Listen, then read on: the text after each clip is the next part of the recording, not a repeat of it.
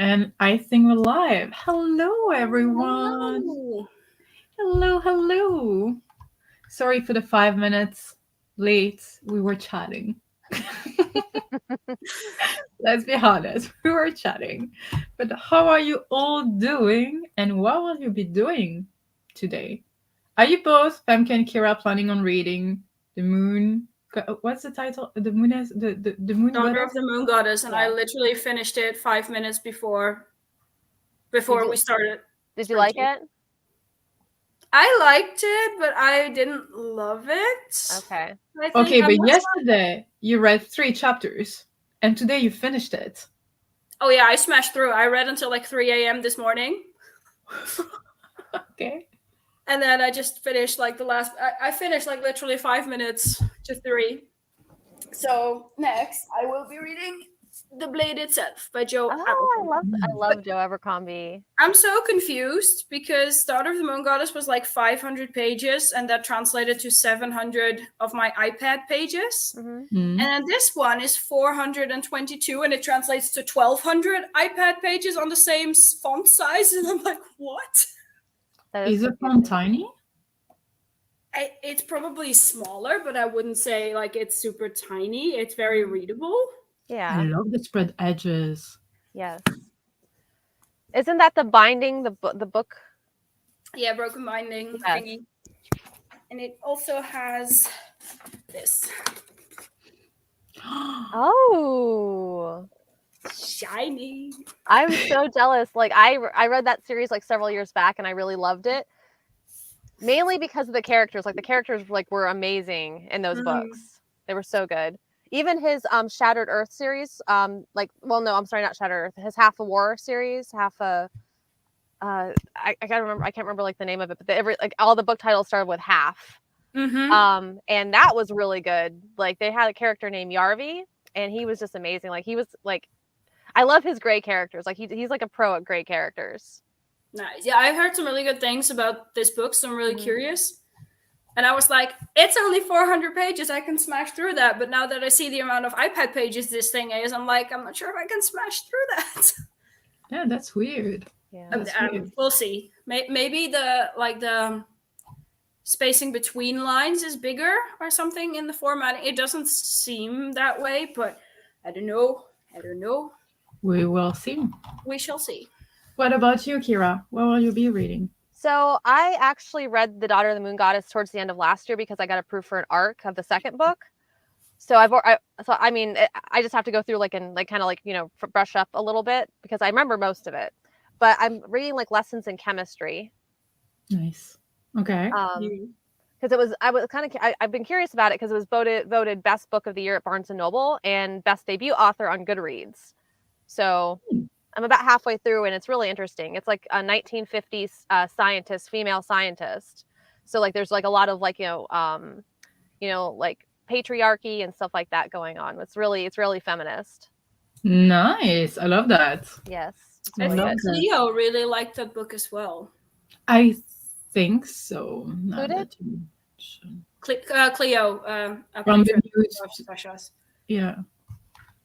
Her. She will let us know. Yes, Cleo. And hello, everyone. And welcome to the winter pack. I just saw you popping in. And happy birthday. I guess. Happy birthday. I don't know if birthday.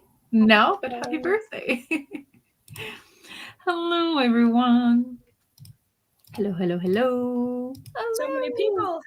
Hello. Hello. Let us know what you will be reading or doing. Chris Reader. Well done. Yeah, I won't read anything for like 2 weeks straight, and I'll finish 3 books in a weekend. That's like the type of reader that I currently am, but it's okay. It's okay. No worries. I would not put the dust jacket back on. No, it's gorgeous, like the blade itself. But what do I do with the dust jacket then? You put it on the back of the shelf. No, but my books are scooched against the back of the shelf, so then you put it on top of the book. I don't know. Hello, Chris. How are you? hello. Reading Lost in the Moment and Fun today. I approve. Good morning. Currently, I really like Sand and Logan. Nice. Are those characters in something? Or am I missing something again? Okay, now I'm confused. Let us know, Ewald. I'm so confused. That might be the blade itself. That's what I think. Right? Yeah, that's what I thought as well, but That's what I think, but I haven't read the book, so I cannot for sure confirm it. I want to just- re-listen. Yes, the really tough characters. Yes. good. Yeah, I want to re-listen to that on audiobook because I've heard snippets of the audiobook, and the audiobook's really awesome too. Mm.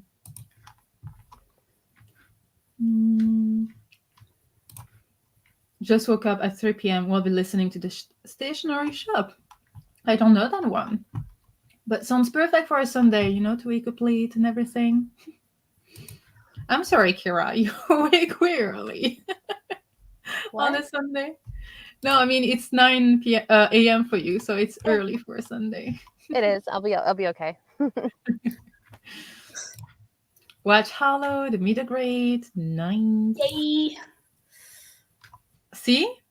Yes. It's so good. It really is. It's very they have internal dialogue from the dog. 630 his name is 630, the dog. Nice. And they do internal dialogue, and it's great. Like it really makes it so wholesome. I can only imagine. I love the name, 630. Yeah. 630. I'm currently reading The Sword of Kaigan in the middle of chapter 6 and Reckless by Cornelia Funk at chapter 37. Nice. Mm-hmm. I'm doing laundry today and reading more of The Last Tale of the Flower Bride. Has anyone started this? I'm not sure what to think of it. Nope. Is it also for a book club read along or something? But I have not. Just swapping in as I need to leave for work soon. Have a nice shift, Yeah. Liam. How do you already have that? According to Goodreads, it's supposed to be published on February 14th of this year. The Last Tale of the Flower Bride, that is. Do you have an arc? I think I requested an arc. I didn't get approved for one, but I think the adult Fairy Loot is that book, but I'm not sure what month that book is. One of the adult Fairy Loots. Right. It probably was. They always get the book early. Yeah. I think, like before its official release date. Yeah, they often do. Yeah. But I gotta say, this looks interesting. What is it about? A sumptuous Gothic-infused story about a marriage that is unraveled by dark secrets, a friendship cursed to end in tragedy, and the danger of believing in fairy tales. The breathtaking adult debut from New York Times bestselling author Roshni Chokshi. Isn't she the one who wrote The Star-Touched Queen. Yes. And she wrote The Gilded Wolves, I think. The Gilded Wolves? That's the one I had in mind. Absolutely. Okay. Yeah. So spoilers for the adult, but look at the cover for this. Oh, Sinister yeah. Secrets. Yeah, that's for sure. Yeah. Yeah. That's gorgeous. And I've seen spoilers for the book already, and it's gorgeous. It really is beautiful. Yeah. Nice. She also wrote Aru Shah and The End of Time, the middle grade. Don't know if you've heard of that one. Oh, okay. Under the same name? Yep. As far as I'm aware, she only writes under her own name. Under this name, I should say. I'm not sure if it's her own name in that sense. Yep. Interesting. I swear I will read Reckless today. We shall see. Playing Elder Ring. Nice. A Kingdom of Flesh and Fire. Nice. I like that one. Yeah? Yeah. That's the second one in From Blood and Ash, right? Yep. Yeah. Still need to read that. So my only complaint is I feel like the first 2 books like were the best ones. The third book, I think she got rid of her editor or something, and I was not very happy like with it because it felt very repetitive. Like by the time the third book, and I haven't, and they came out like with several since, and I haven't had the will to continue on with the series. But the first 2 books were amazing. Yeah, I've heard that before. That like the first 2 were great, and then the third one is like, what's going on? Like half the book could have been chopped out because of repetition. Like I haven't read it, mind you, but like that's definitely something I heard before as well. Yeah, it's unfortunate because I was so into it. That's the worst.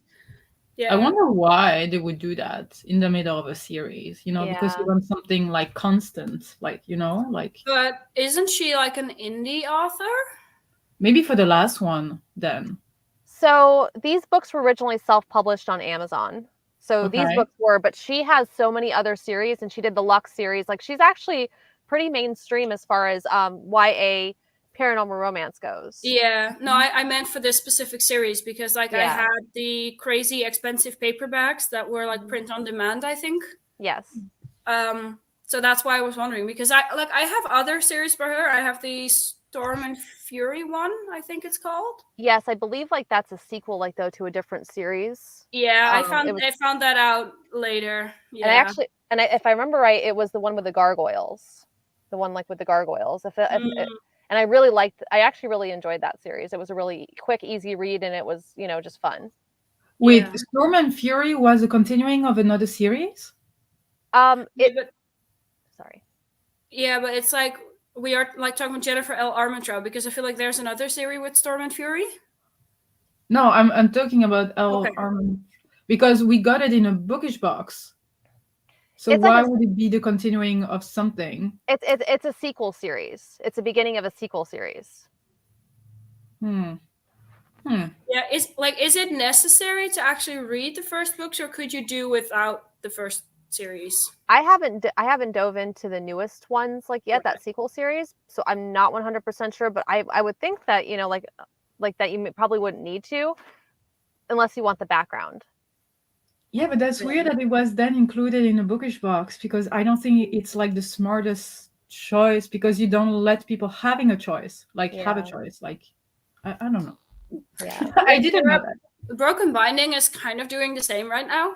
With? The follow-up series to this one. Yeah. Like the Best Served Cold series. I don't know, that like trilogy, I think it is, or is it? So they came out with that series, right? And then they have 3 other books that are standalone companion books in the world. And then there's a sequel, there's kind of like a series that comes after that.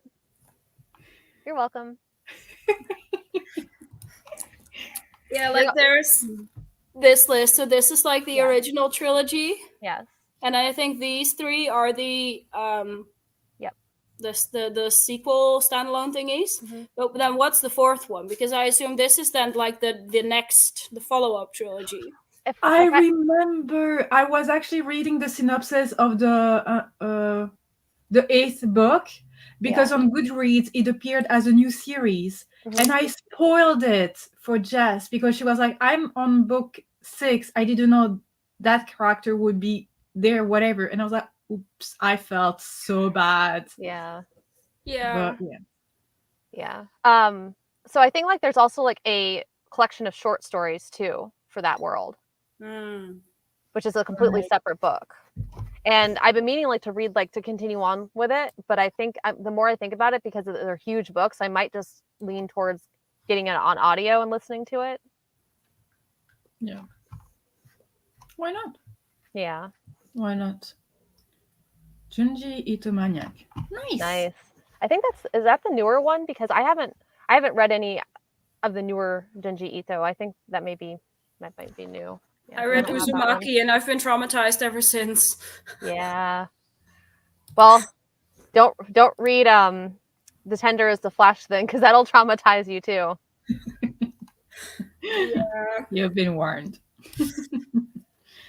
Finished reading Mysterious Ways by Abby Evans. Today I'm hoping to finish Assassin's Apprentice, which I have 150 pages to go. Not too bad. You Yeah. can do it. That seems doable. Mm. Blind second. Nice. I don't know yet. Continuing Kaigen or start something new. Shall see in the first spring, I guess. No, eating first. Yes, eat first. That's probably what I will be doing in the first sprint. Yes. Kitty scratches. Aww. Cute. Don't mind the need. I need to finish Sword of Kaigen anyway. I also want to finish Keeper of Enchanted Rooms before February 2nd for Lexi's Foxenwood patron. Yeah. So many things we need to do. That's okay. You have time to figure out. No worries. And if you don't want to read, just chill. That's also allowed.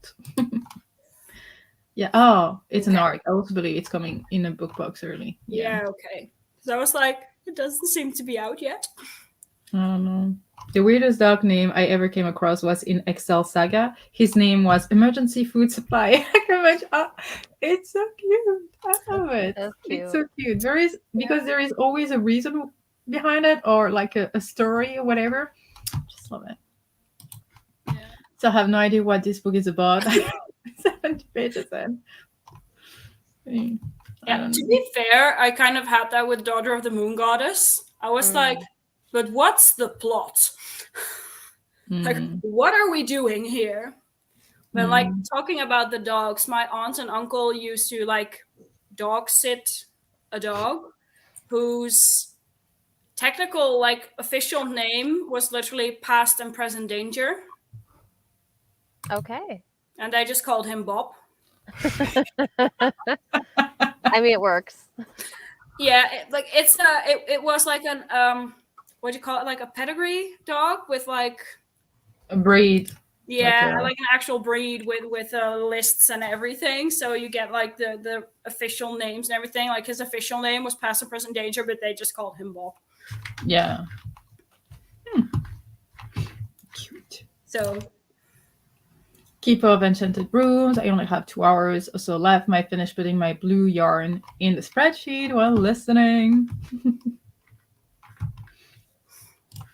Now have under 2 in which to search and hopefully finish the Sword of Kaigen. And I really, really need to get my butt going on that one. I ran out of time before, the Howling Pack Book Club live show.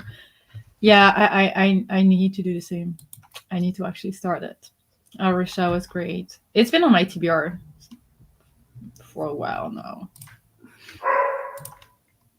Really enjoying it them right now, and I don't know if I want to continue. One the other hand, I have put a lot of time and energy into it. Hello. hello, Angel. My baby. Hi, Mooney.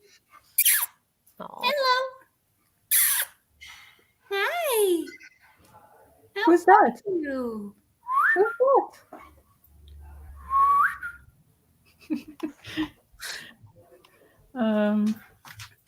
It's a series on Netflix for the. Oh no, Mooney, I don't have the ball here. She just pressed on the button. I need to find a ball. Human, find me a ball. We will play with the ball. Can you hear it? Yeah. No. Okay. Feed them silent. Love the ruler of the moon goddess. Yes. The reason wasn't that cute more Kirk. That cute more Kirk. Excel kept him around as a. Oh no. People are being rude. Yeah. Yes. Yeah. Yeah. Okay. Shall we go for a first sprint? Okay, let me share my screen. We're gonna go with the Pomodoro Kitty. Meow. And yes, I'm gonna find you a ball, Mooney. I know. It's not here. I swear. Human, hurry up, find me a ball. It's not here. Okay, let's start in 3, 2, 1, go.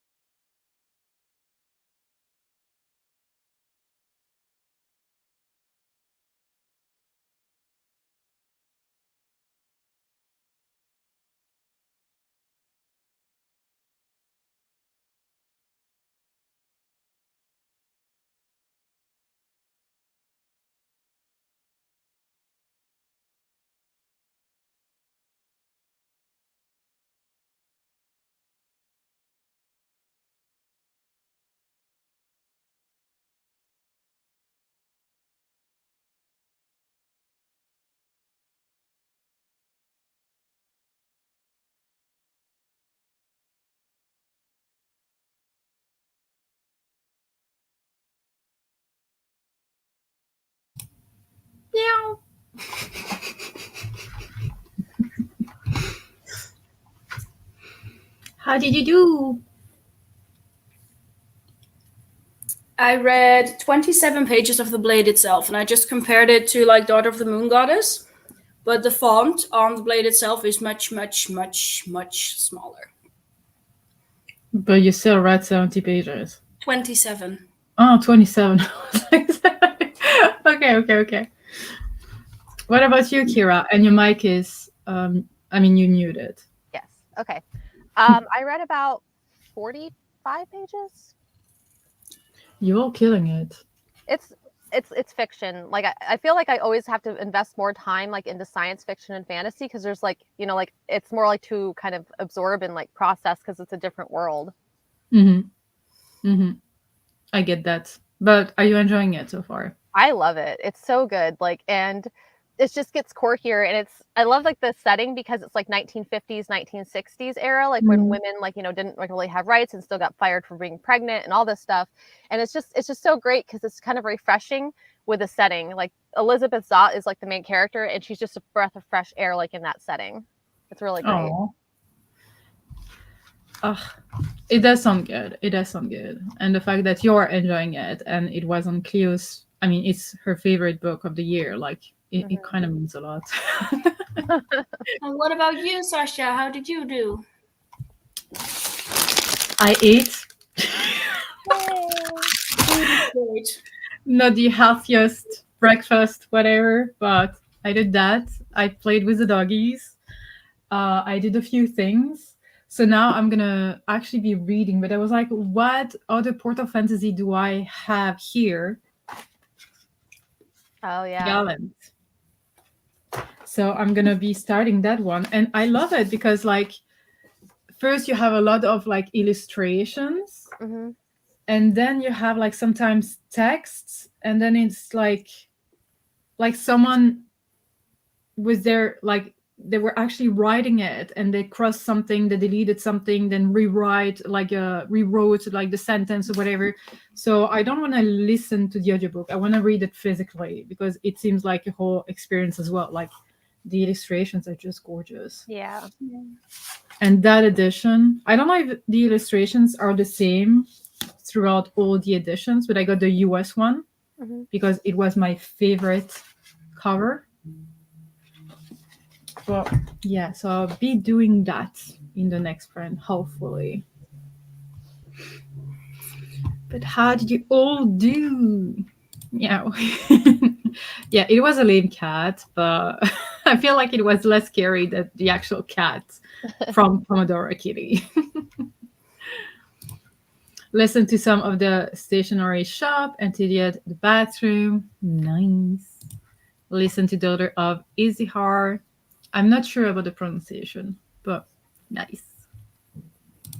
Started Later by Stephen King. Isn't it the last book that just came out? No, it's not that one. And read 20 pages. I cannot remember. But nice. Wow. Impressive. Washed my hair and read 10 pages of Reckless, making super early dinner now, but I'm so hungry. If you're hungry, you need food. And see, you've read.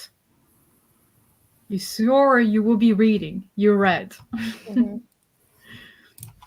15 pages of The Sword of Kaigen. Nice. That reminds me, I still have apple pie. You all gonna make us one apple pie again with vanilla ice cream,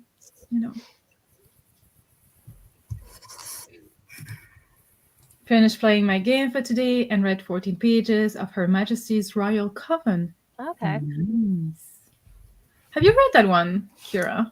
No, right? No. I've seen it around though, and I got it like for one of my adult book boxes, and it's gorgeous, and I just haven't had the time because last year, like I think I only read 52 books, and I set my goal high for this year because I have Mangus box sets that I want to get through, and I've already gotten through one of them, which is great. So nice. Hitting goals for the year.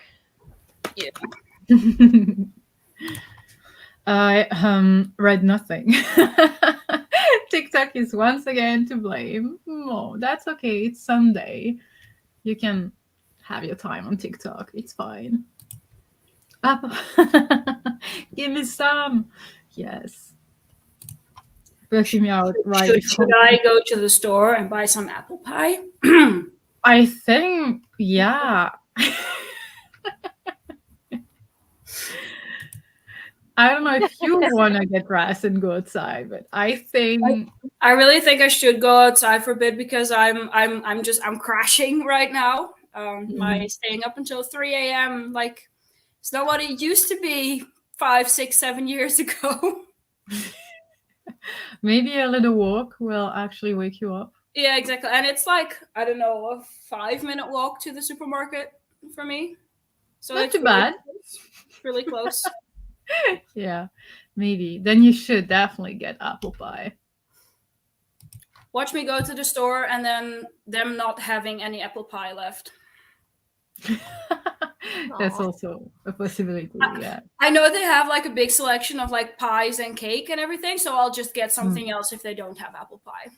Because I'm craving pie. Fair. And hello. No, that's fairy tale. Oh yeah, fairy tale is the last one. Later is about the boy who can see ghosts. I'm wondering, like, though, because Stephen King like has his whole universe thing. I wonder if they reference like The Shining at all, because like, you know, when you are able to see and communicate with ghosts, I wonder like if they're able, if they reference that in later. I'm just curious. Oh, that would be like, I would actually enjoy the reference. Yeah. I regret nothing. I know you don't. Hello, didn't read so far, but we'll be reading Nightcrawling in the next print. Nice. Is it like part of a series? Why does the name reminds me of something? I don't know, but enjoy. I have about 150 pages to go.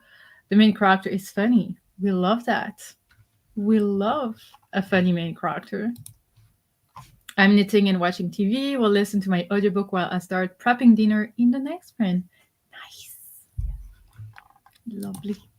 Hello, Liana. How are you? Here at Enablers, we get that apple pie. Recommend apple kruimel.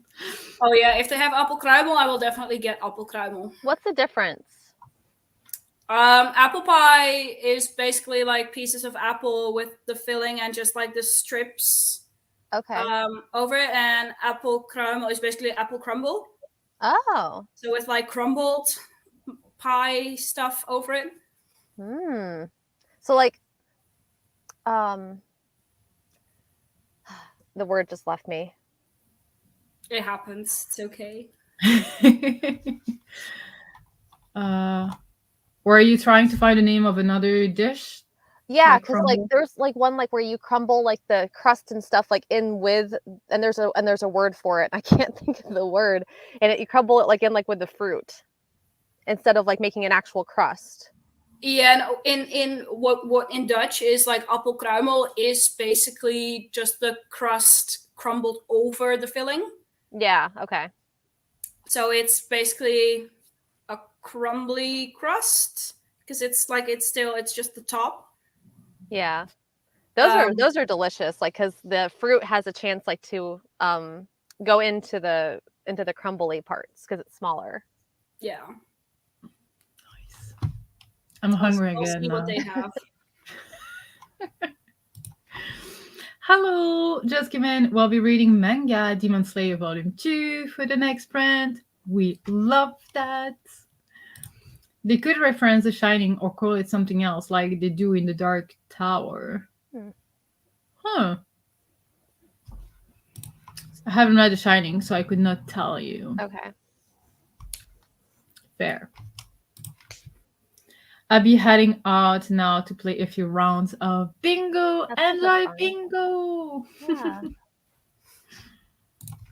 It also sounds like a perfect activity for a Sunday for some reason. Yeah. Okay, I had some guests over today, my sister and her oldest son, and my brother. It was so nice to chat with them. Oh, I'm happy you had a nice time with them. Family chatty bits. Hungry. Same.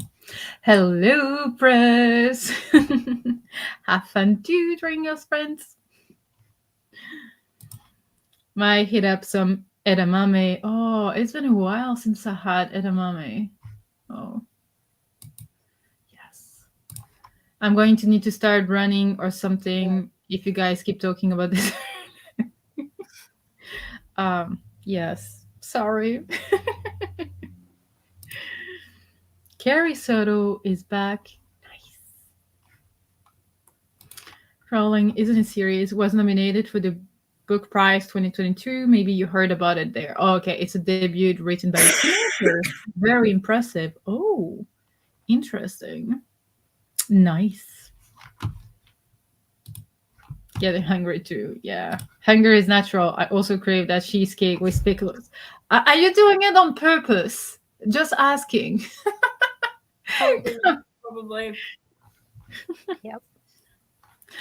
Hello, how are you? I always feel bad because I read a lot of romance and thrillers, and it feels the pack is into fantasy mostly. We have a lot of different genres that are being read. But yeah, that's for sure that I talk about fantasy and sci-fi because that's what I read. So maybe that's why you feel this way, because otherwise I don't talk about romance because I know nothing about romance. But definitely, they're like all genres are being read. Don't worry. Beans. Beans. They give beans. Feel bad for anything you. Yeah, we read Yep. everything here. Middle grade, romance, sci-fi. Exactly. We do read everything. So don't worry. Yeah, and also thrillers. I mean, Cleo reads a lot of literary fiction. I feel like there's Yes. more people, by the way, but just Cleo off the top of my head. Yeah. So You probably have the opportunity to talk about other genres in the Discord as well. So yeah. Yeah, it's not for everyone, and that's absolutely fair. Like Yeah. we all read different things. But yeah. So don't worry. Mostly read middle grade. Yeah, we exactly. I used to read a lot of YA, now it's like mainly like adult, and it's fine. Don't read any fantasy either. More of a literary fiction reader, but still enjoy the welcoming company and the vibe. I'm glad you do, but yeah, it's like you read whatever. Oh, you don't read. You can watch TV also. You can nap. Mm-hmm. Or you can just do TikTok all day. It's fine. We've all been there. Exactly. At least I think we've all been there. Yes. Yes, I can confirm for myself. Yeah. Yeah, like the TikTok rabbit hole. Mm-hmm. I think that's like why I only like read like 52 books last year. Yeah. I mean, when you think about it, 52 is not just nothing, or just Yeah. 52. It's still a lot. It's not a lot for me because I'm used to like averaging like anywhere between 80 to like 130 books a year. So for me, it's not a lot.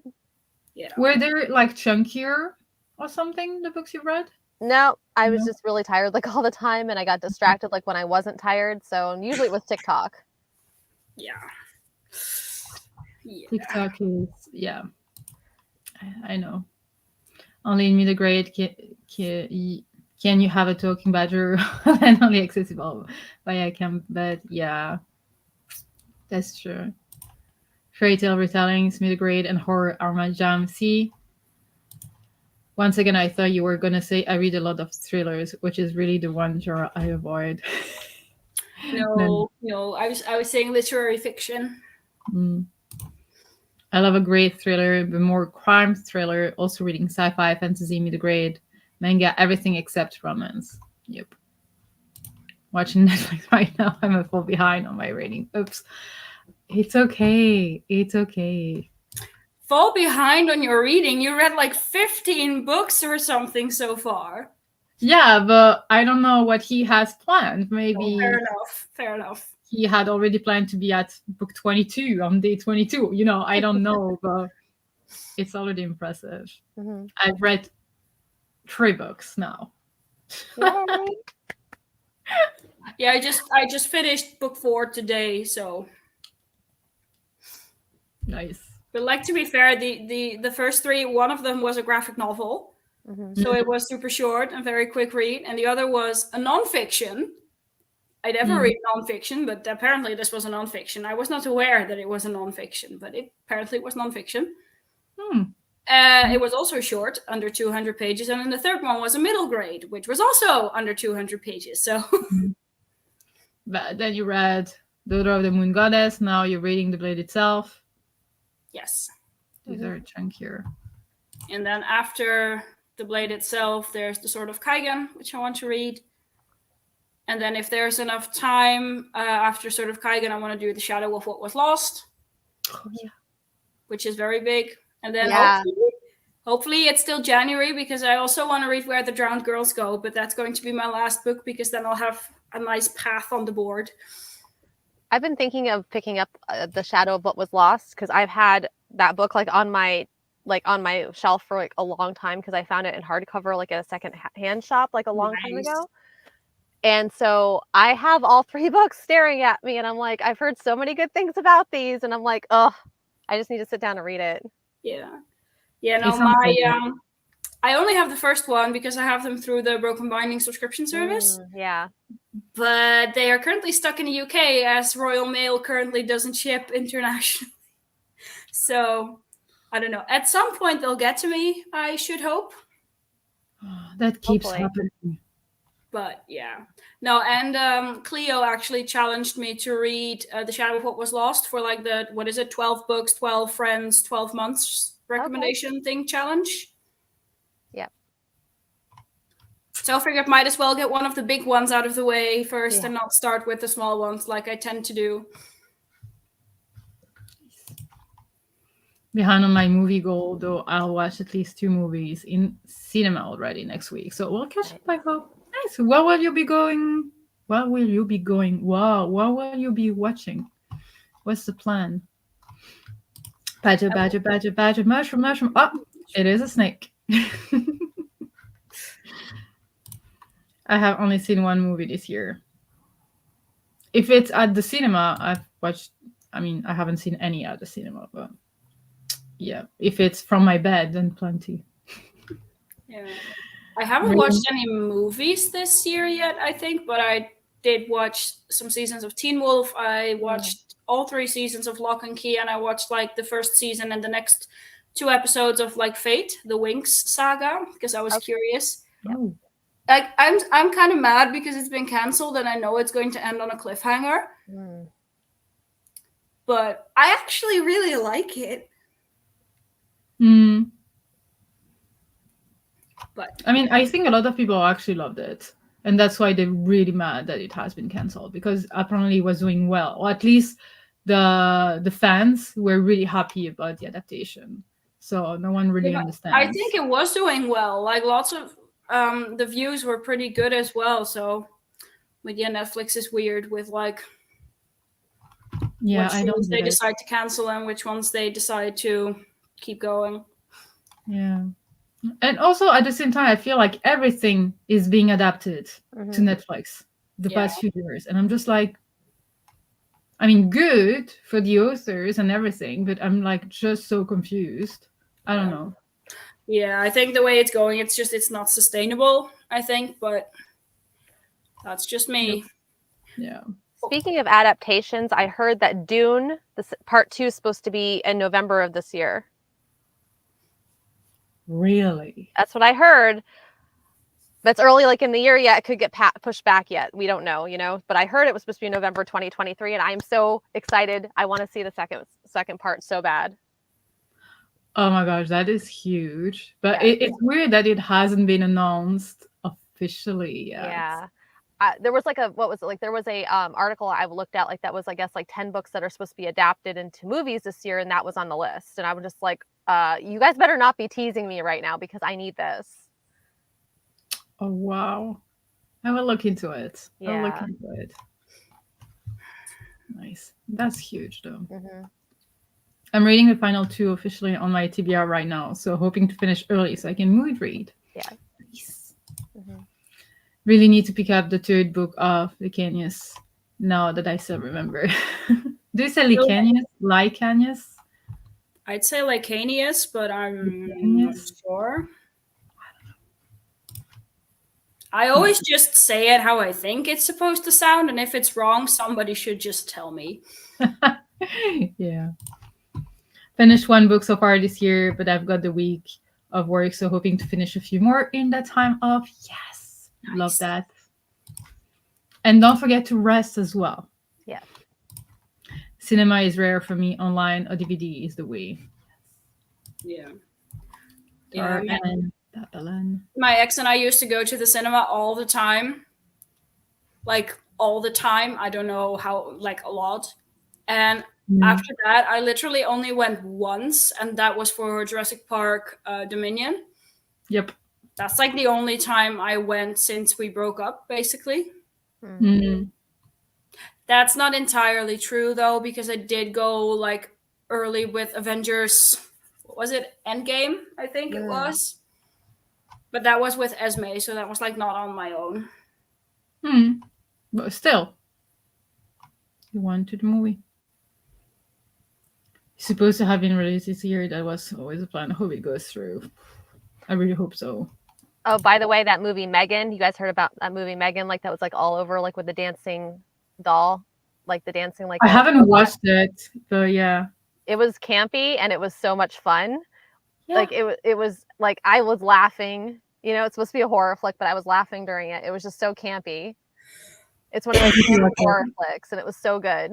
It was so much fun. It was good. I liked it. It's definitely on my to-watch list because I heard a lot of good things. Mm-hmm. I didn't know it was funny.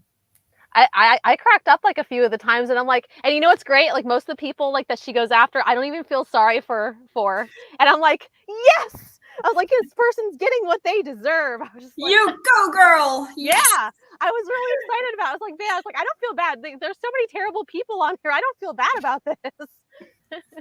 I mean, what would you if they were bad people? Like, what would you?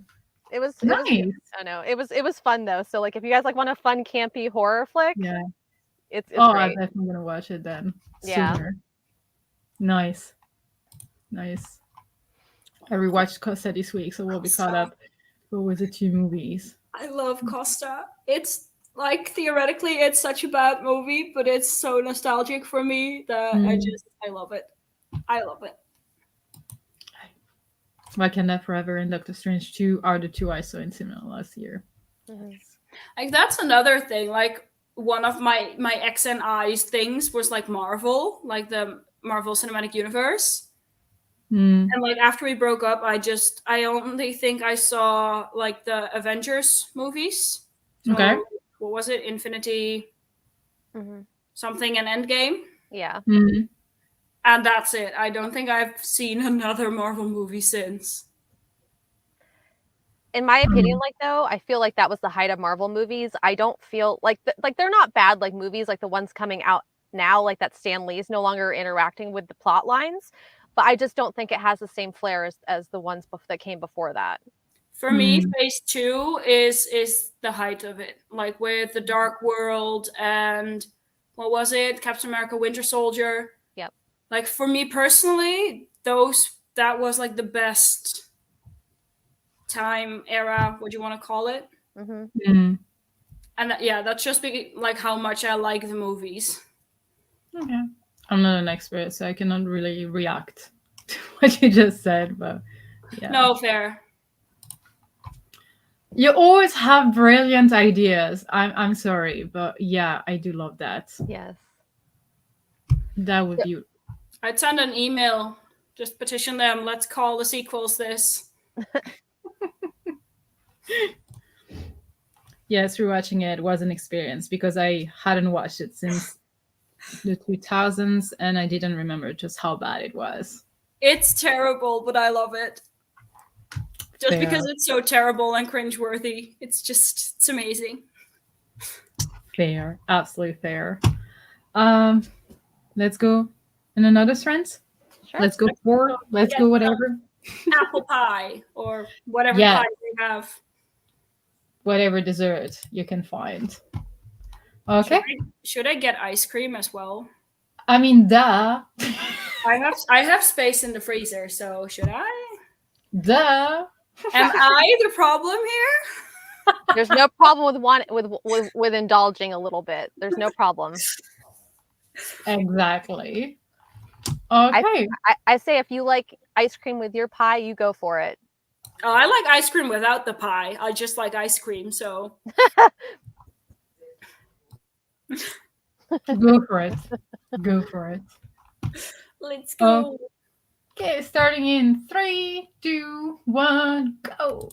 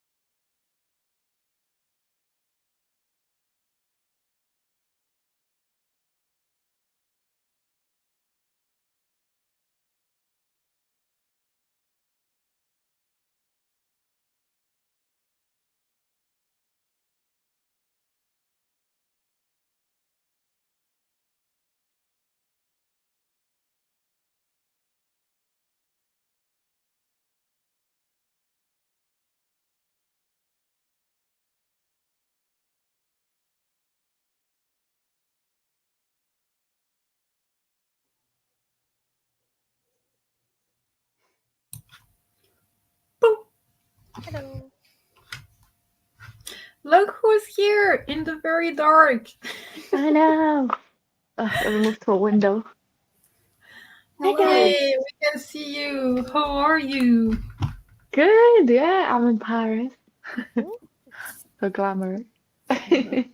Yeah, we came with my boyfriend with Eurostar from London because I have family here, so we're just staying at their house. So that's really nice. Nice. But yeah, so I probably can only hang out about an hour because we just ate the biggest lunch of my life. My aunt was cooking. And then we're gonna go to the Seine and like walk by the Seine and see the Eiffel Tower. But we have like an hour break, so I thought I'd read a bit, hang out with you guys. Awesome. Oh, How's have you been enjoying everyone? it? Yeah, it's really lovely. It's really nice. We went to the catacombs today. That was really fun. Yeah, it was very creepy, but really cool. These are dead bodies, like skeletons. Were really creepy. Yeah, that's what's hidden under Paris. It's crazy. And we saw like a percentage of it. Like it's huge. Mm. Yeah. But nice. What were you reading? I'm reading How to Sell a Haunted House by Grady Hendrix. Oh, I wanted to read that one. That one just came out. It's so good. I couldn't sleep the other day because I was so freaked out. I Oh was my like, God. a puppet's gonna come and kill me. Ah! Good. Wait, it just like it's a new release. It just came out. That's what you said, Kira? I think Yes. last week. Yeah, this week I think sometime. Tuesday. Yeah. Oh, nice. Yeah, very, very new release. But it's really good. If I love you're a Grady fan, Hendrix. he's so good. And each of his books is just like such a different but like a unique concept. And you're like, this one can do anything. It feels like reading, like I'm reading Chucky, like the movie Chucky. Like I'm reading a book that's basically that. But it's really cool. Wait, what's What the about title you? again? How to Sell a Haunted House. What's the haunted house? I'm intrigued. What are you guys reading? I'm reading The Blade Itself by Joe Abercrombie. And I just Nice. finished Daughter of the Moon Goddess earlier today.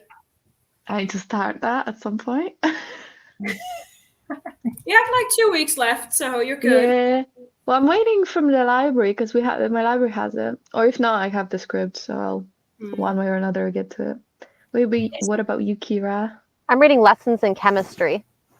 Ooh, nice. Really good. That's good. And you, Sasha? I've just started Gallant by Bishop. Nice. Is it good? Well, I guess you just started. I've just read like 2 chapters, so I don't really know what to expect. So far, I just met like I guess the main character, who is a kid, a teenager. I'm not even sure about her age so far, and she's like in some kind of orphanage.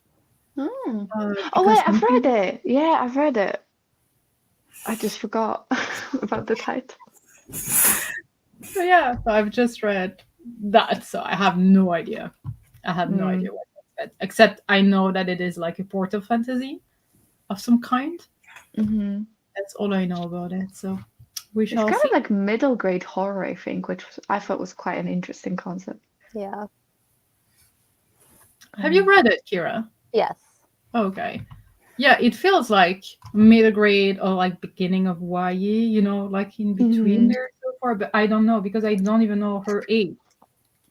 I think. I think she's meant.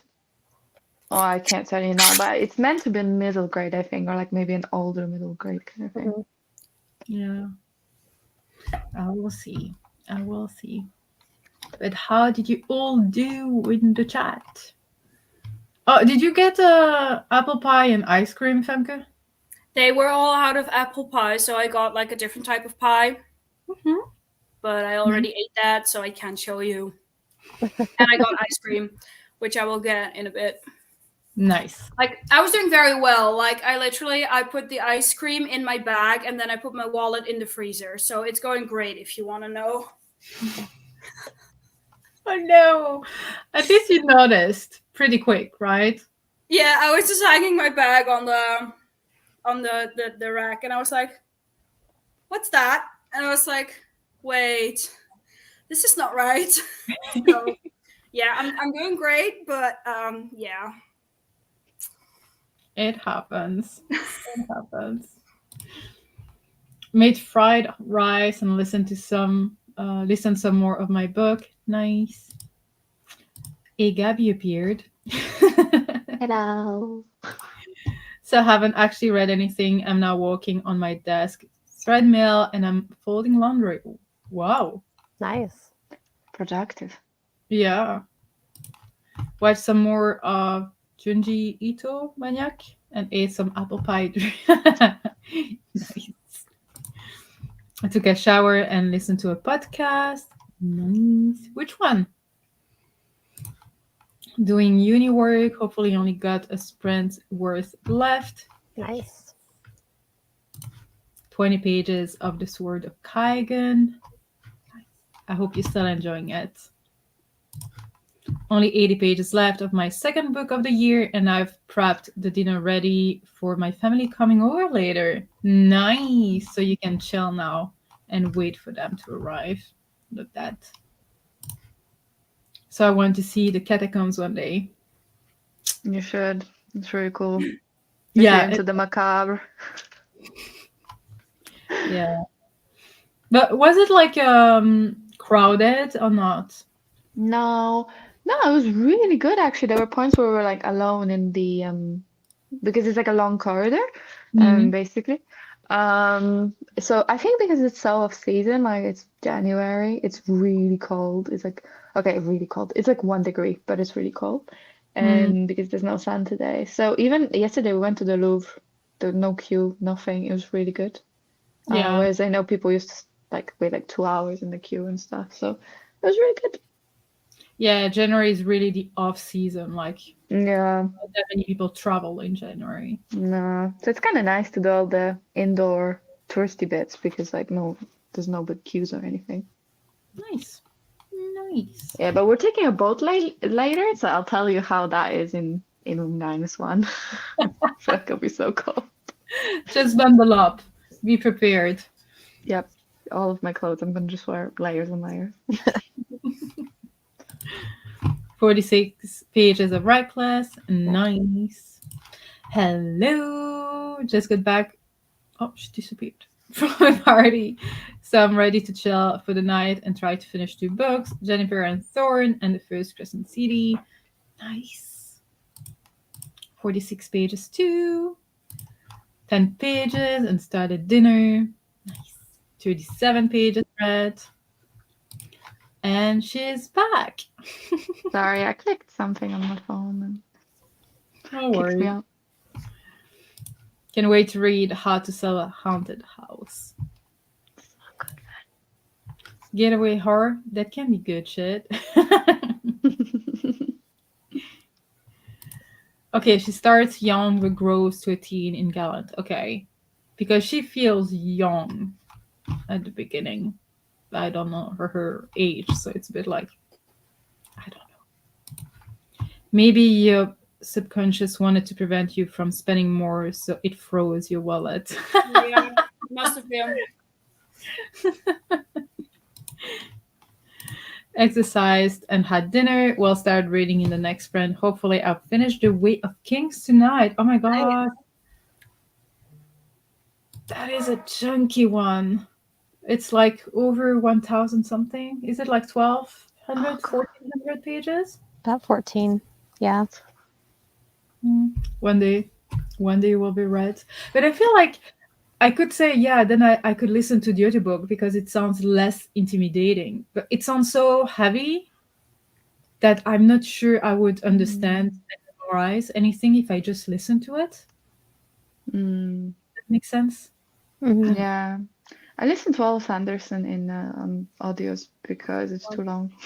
Just like it's too long, I need to listen to it. But then even then it's like 24-hour audiobook or something. It's ridiculous. Yeah. Yes. Yeah. Yeah. Or maybe as an ebook then. Might feel less intimidating if I don't see the the break in front of me. Your fingers won't hurt. Oh, nice.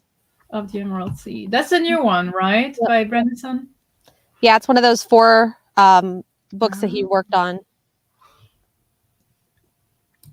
But wait, is it available to anyone or just the people who were part of the Kickstarter? I think it's going to end up being available to everyone, but I think Kickstarter's first. Yeah. Okay. Makes sense.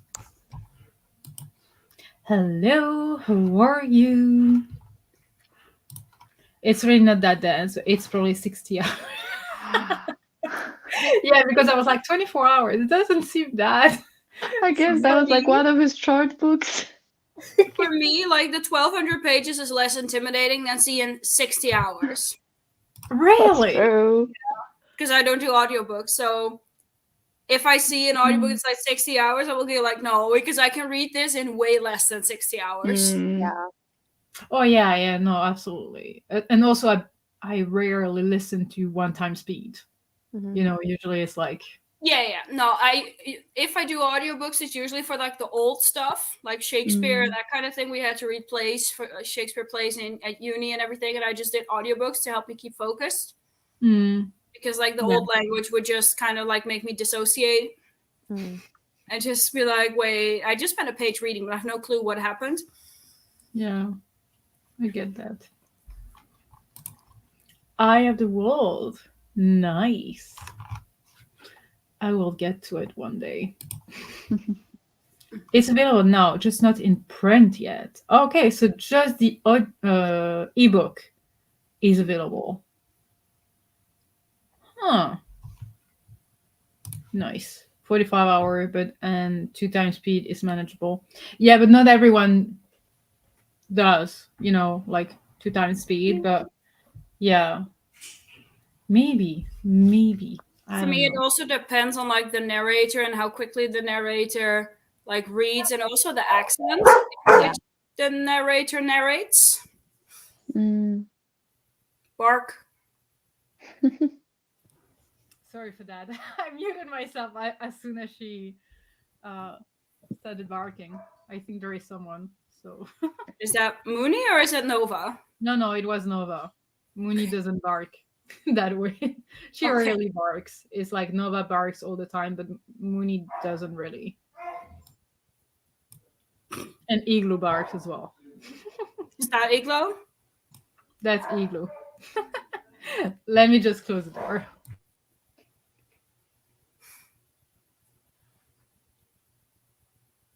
It's kind of weird, Gabby, just seeing like a black screen with sort of a face floating somewhere.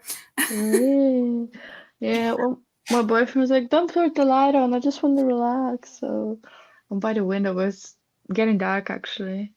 Yeah. I mean, it's already 5:30, so it's... Yeah, it's dark outside. Rating it for San Rancas. Yeah, I figured, but yeah, that's nice. Oh, thank you. I've been sleeping with them for the past 3 days. they held up well. I'm lucky, I guess. Any friends to lovers, Rex? Ooh.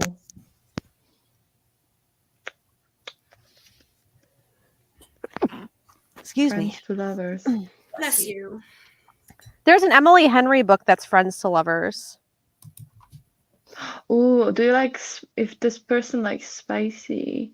There's this one called Countess Conspiracy, and it's like a historical romance, and it's Friends to Lovers. It's really good. Otherwise, I don't know. I don't really read Friends to Lovers. No, because usually it's like enemies to lovers.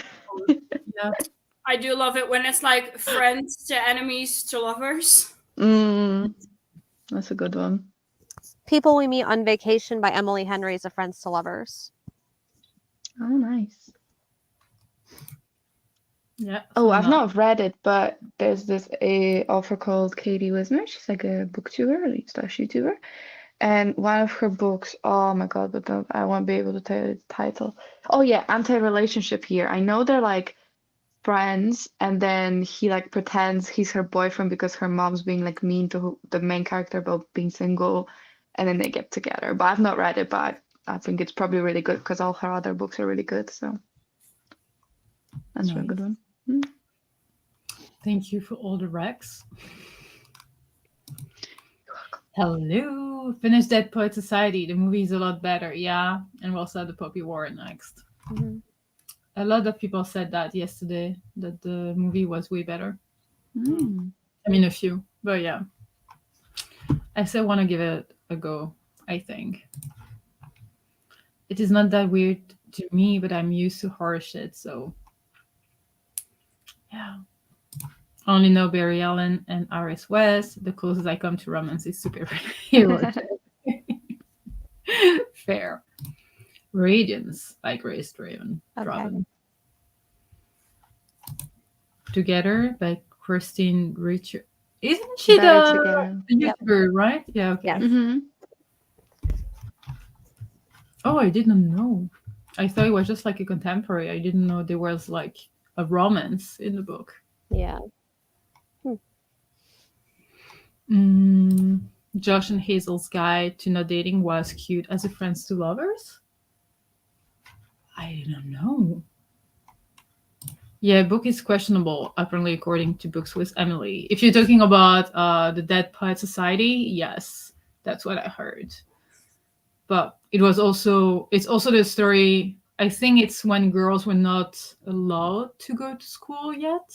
It was just like a men's world, I think. So yeah, many things could be questionable about that book. I don't know. I haven't read it. I love the movie though. I don't know if any of you had watched that, but I really enjoyed it. It's a very old movie. Like came out. I mean, not very old. It's like 1980s. It's the one with Robbie Williams, right? Yeah. It's like Captain, that whole. I think I watched it, but like ages ago. You know, when you're like a kid and you see all the movies, and you're like, yeah, I've seen it. Yeah, I feel like I watched so many movies as a kid, and now I watch like series on Netflix. Yeah. Oh, Captain, my Captain. Yeah, it was extremely sexist, so no thanks. Save your time and money. Yeah. Yeah. Of course, I've seen it. I don't know when the book was written, actually. Just to give us like an understanding on when it was published. Oh, okay. 1988. So not that long before the book. I expected it to be like older than that. Yep. I don't know then. But yeah. Who is ready for another reading sprint? Yeah. Oh, the movie came. Wait, what? Here he says that the book came out in 88 and the movie in 89. Oh, interesting. Maybe there are like several editions or something. I don't know. Okay, let's start some sprint here. Starting in 3, 2, 1, go.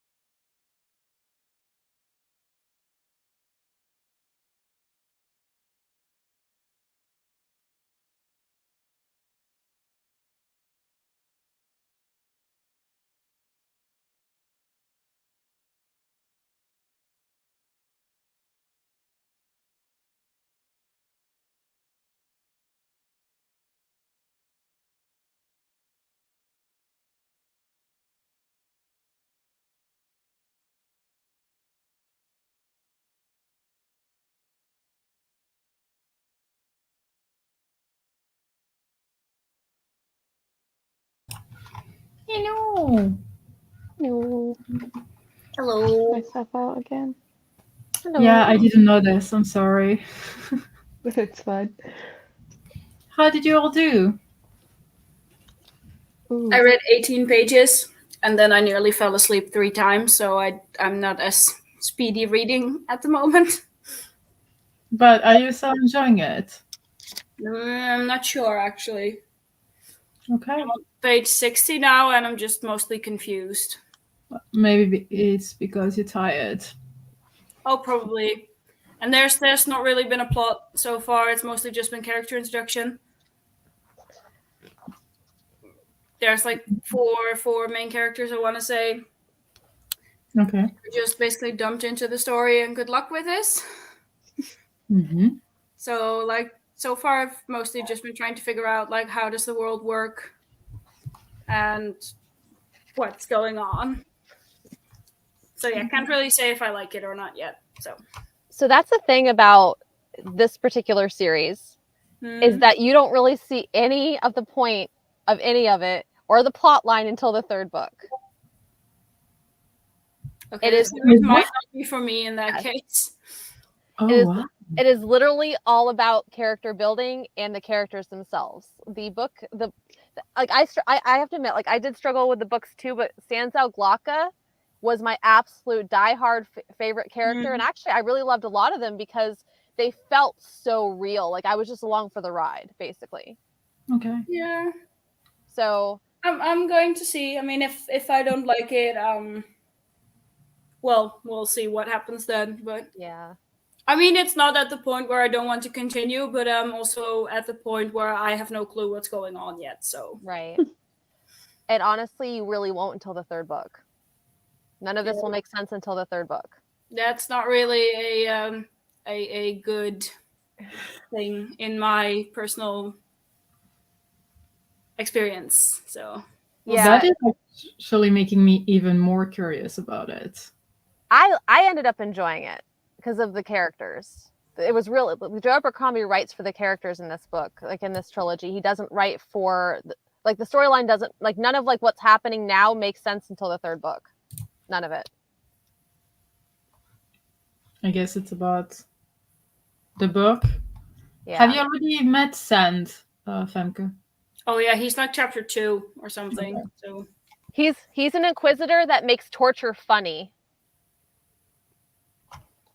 yeah, he was just basically just chopping off a guy's finger in very neat slices. Gross. So curious. Oh wow. Okay. How Yeah. did you do, Kira? I am now up to page 330, and this book's 386. So I'm almost, I've read like another. I was about halfway like when I started this morning. So if we do like any more sprints, like then I'm probably gonna end up finishing it. So Nice. We will. You, Gabby? I think I read like 50 to 60 like ebook pages. I'm like 77% in, but this book just doesn't stop. I was like, oh, it seems like it's so neatly tied up. And then you're like, no, we're back. Oh, but it's super good. I have like now 50 left, I think, an ebook, so probably won't finish it today, but tomorrow on the train. Oh, I'm so stressed reading it. And My you're reading greatest it in fear. the dark. Yeah, I know. It's like I hate creepy children, creepy dolls, and clowns. And I feel like this one has creepy children. Not really children, but definitely clowns and dolls because a doll is a clown. And I'm like, stop it. It's really creepy. Sounds good though. It's so feel good. I good. love it. I'm loving it. It's so good. Oh, yeah. I read like first like kind of scary like scene. Like not last night, but the night before. And I don't know if it was that or being in like a new place, but I couldn't sleep. I kept like dreaming about puppets and like then about my plans for Paris and like puppets again. I was like, oh my God, I can't sleep. It's more ridiculous than scary, but it's still kind of scary. mhm. I mean, if it messes up with your mind, it's scary enough. Yeah. God. Nice. Hello. Did nothing. Hello, Lovely. Jess. Hello. How are you? 10 minutes left of my audiobook. You've definitely got to finish that. Get to page 1100. Only 158 Wow. to go. Oh my god. You're nearly there. That's like nothing in comparison to what you read. I saw the podcast announcement video is live. Jade uploaded it. Absolutely. Very exciting. My cats are enjoying the sprints. Aww. Finish my work. Yay! But now fatigue has hit me like a truck. You need to take a break, eat, do a little bit of like chilling, and then get whatever else you want to get done. You know. But yay for finishing work. Your work. 43 pages, only 60 pages left. Nice. Nice. Finish my book. Did you enjoy it? Did you enjoy it?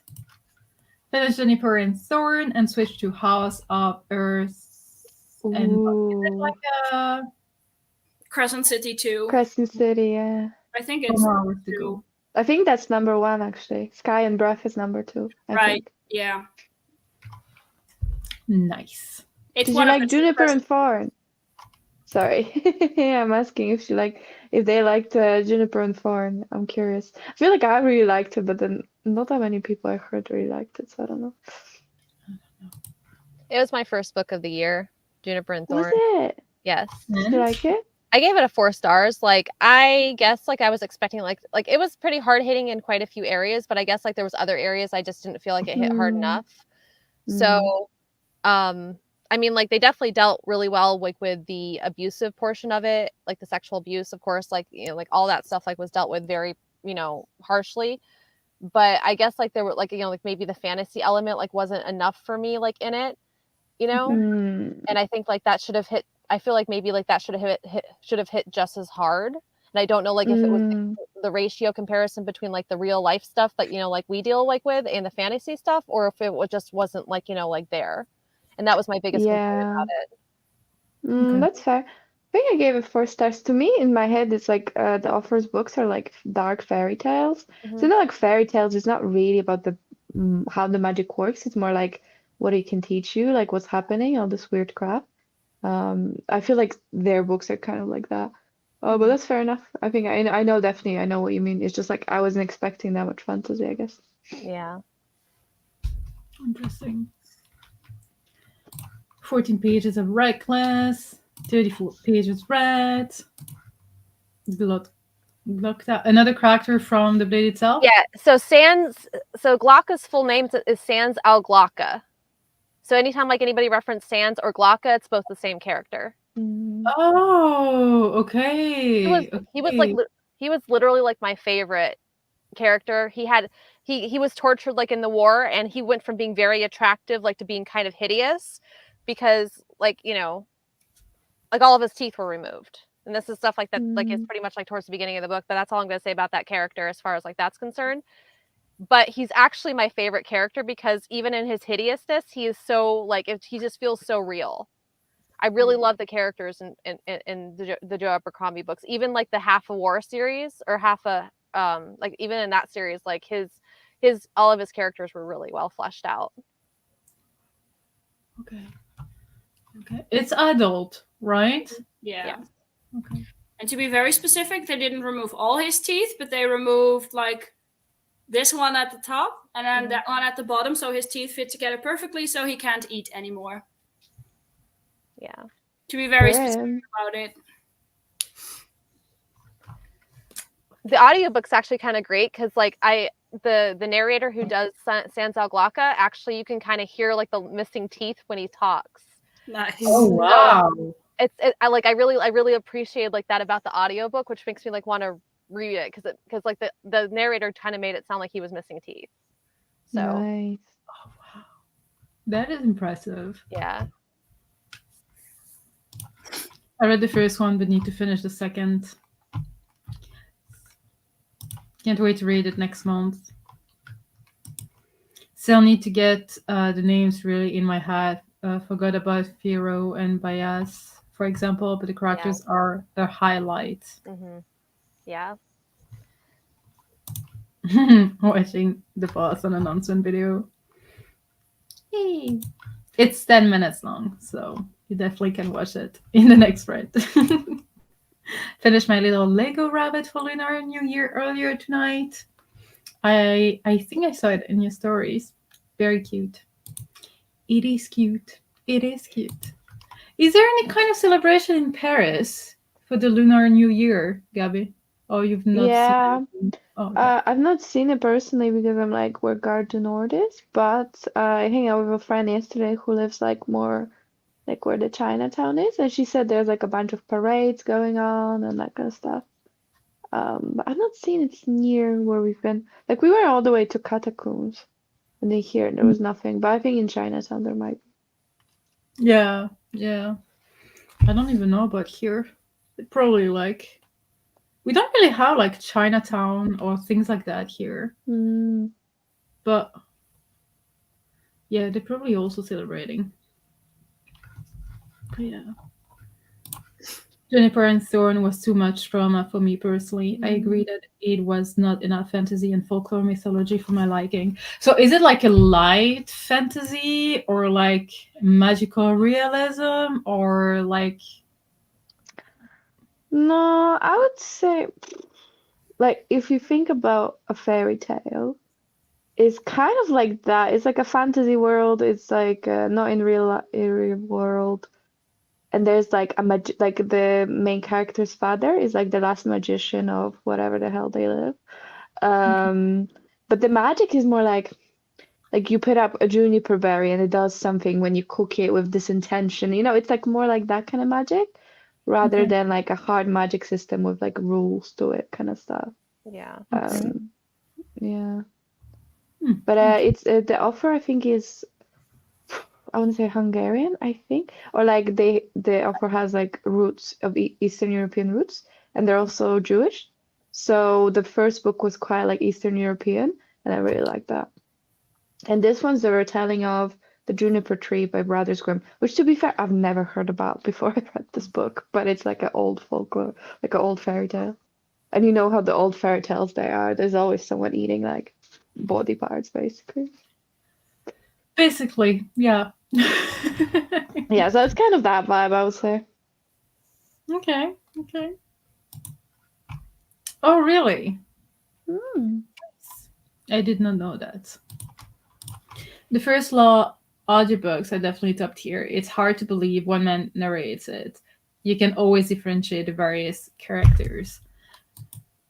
That is so impressive when it happens. Like even with the audiobook of Lost in the Moment and Found, I was like, you had the kids' voice, then the adults, then the dude's voice or whatever, and they were all like really, really different. And they were so well done that at parts, I really felt uncomfortable listening to it because of some of the topics. And I was like, wow, this is a good job. Like, this is impressive. Yeah, I love the audiobook. So if anyone wants to give it a go, I would highly recommend. Is that the one by Shay Earnshaw? No, it's by Seanan McGuire, the last one in the Wayward Children series. I am 3 books behind on that series. I think I'm 2 behind. I need to catch up. So do you know, Sasha, will there be more books in the Wayward Children series, Yes. or is this the final one? No, at least 2 more that have been already announced. 2 or 3. Yes, absolutely. Okay. So hopefully it will be a never-ending story. I mean, series. I still have to read Seasonal Fears. I still have not had a chance to read Seasonal Fears. And I really liked the first book. Meet a game. Yeah. Yeah. I need to read everything by Seanan McGuire. But also like everything they wrote under the name of Mira Grant. Yeah. I want to read more of like those because they feel more horror, kind of like thriller-y, gore-ish, and I want to give them a try as well because I really enjoyed what was the Deep? The Drowning Deep. The Drowning Deep. I want to watch. I really want to read that one. I really liked it. It was meant to be a sequel to it, but I've not heard anything about the sequel. I think there is a prequel. It's like Short That's the story. thing.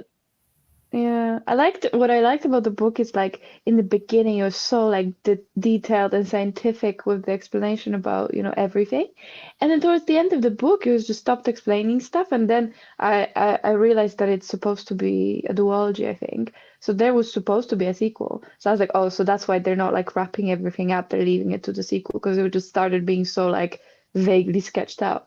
But now it's been like years, I think, and there's no sequel. So I don't know if there will be one or not. I honestly don't know, but I really did enjoy that book because of, as I said, like the science in it and like and everything. And by the end, they explained less and less, and I was like a bit confused. And some things did not make as much sense because they were not explained, like Exactly. the book was.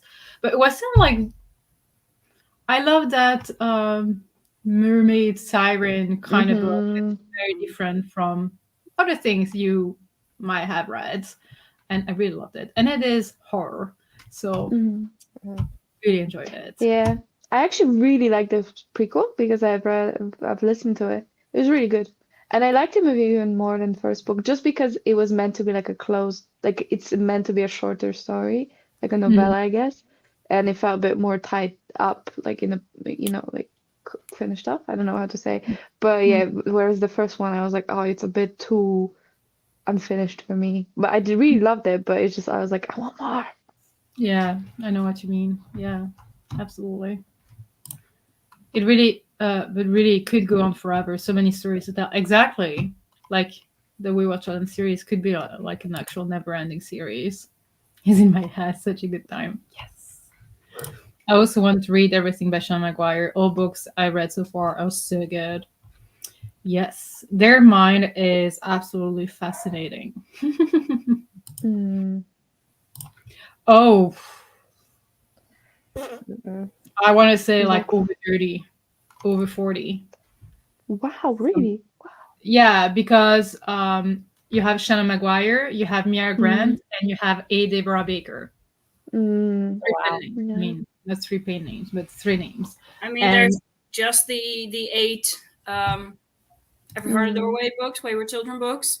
Then there's Middle Game, Seasonal Fears. There's Into the Drowning Deep and the prequel. There's the what's the Over the Woodward Wall? Or something? Yes. That's the trilogy by under A. Deborah Baker. There's that one. Is that trilogy? I thought it was. No, it's a trilogy. The last book came out recently, so but it could be a never. Well, fair enough.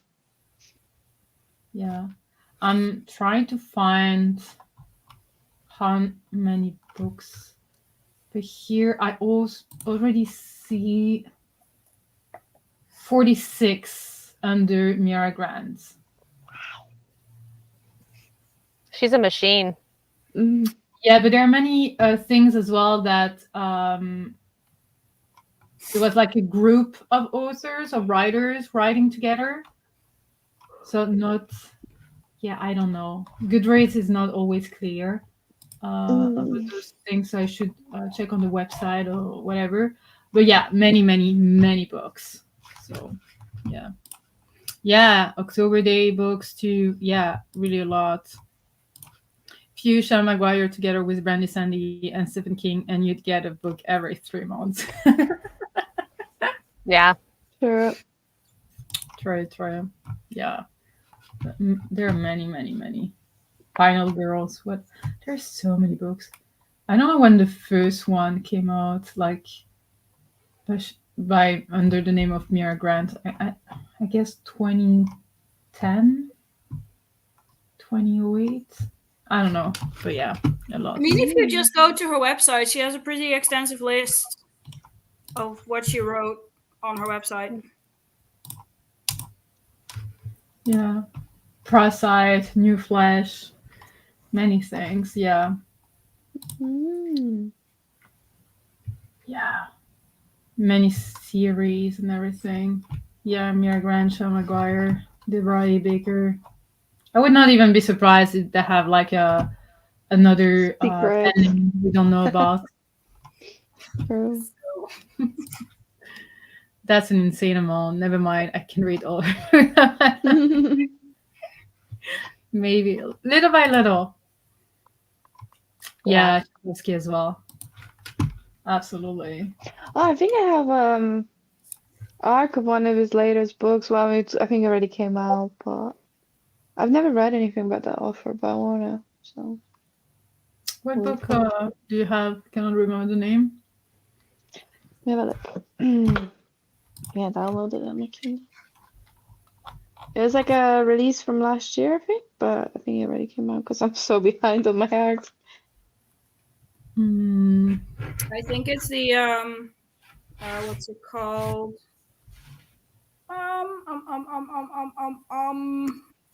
Where is it? I can't see on my Kindle. I don't know. City of Last Chances? Is it that one? Yes, it yeah, because the arc doesn't it has a title but not the offer. Yes, you're right. That's the one. Well, my copy of the book is stuck in England. No. Send it to my house. I shall bring it to you. No, it's because Royal Mail is not shipping internationally at the moment. Royal Mail's barely shipping nationally at What the happened? moment. So they're striking, I think. I don't think they're still striking, but they were striking for a while. Yeah, because I saw like that strike in Paris not too long ago. Oh yeah, they're always striking in Paris. And now they're always, yes, that's the one. They're always striking in England. Ah, fun. Yeah. On that note, shall we sprint? Yeah. Yes. I'm gonna hand out you guys, but it was so nice seeing you. I'm glad that I got to at least say hi. Enjoy And I'll see you on the Paris. 20. Yes, I'll see you on the 5th, is it? We said? Yeah, the 5th. I'm gonna write that Brilliant. down. Thank you and have fun and read loads of pages for me, please. We will try. Good. Good. All right, bye guys. Bye. Bye. Neat. All right, it's on my calendar. Oh, oops, sorry. Okay, starting in 3, 2, 1, go.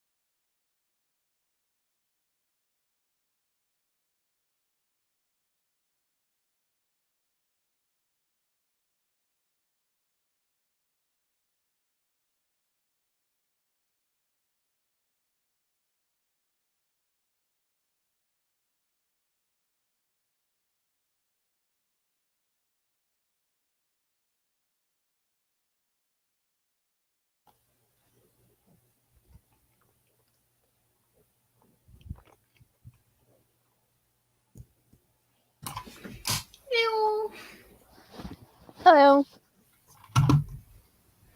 How did you do? You eating? I am.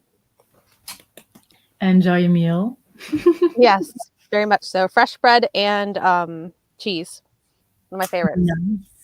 Nice. Yes. And goodbye, Femke.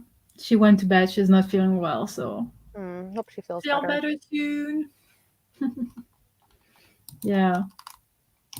But did you read something, Kira? Yes, Or I have. you- I have 16 pages left in my book. Well, you definitely got this. Mhm. Yeah.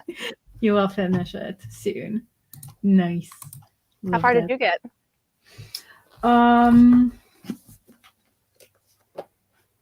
Chapter 9, page 88. Nice. Good. It's very easy to read that one, especially because the book is kind of short. I don't know if we can notice that, but it's like It is a very compact little book.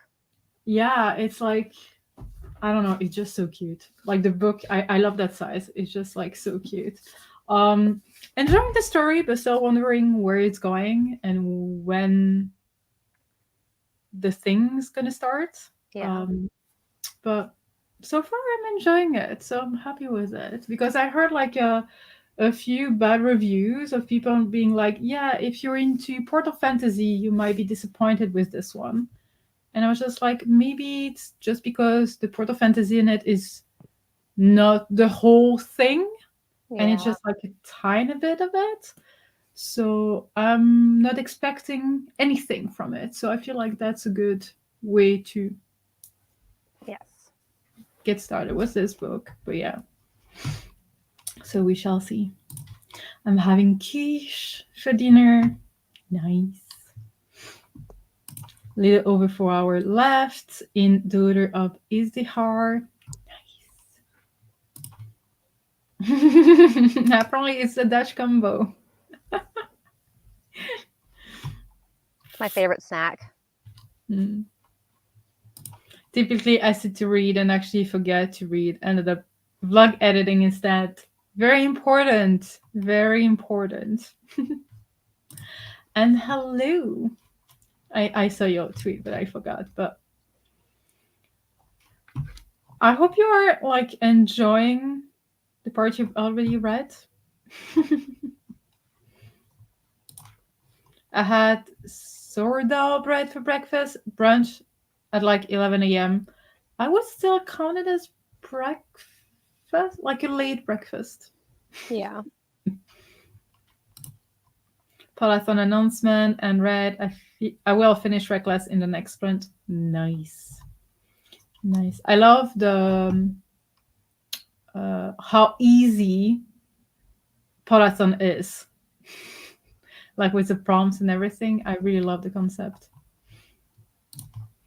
Put Nick to bed and hang out some laundry and watch the Paulathon announcement. Nice. I do that a lot when I put a book in front of me and then put my phone on top and ignore the book a lot. The thought is there, but you know what? Your mind sometimes just need to not do anything and not focus and mindlessly, is that a word? Scroll on TikTok, you know? Yes. So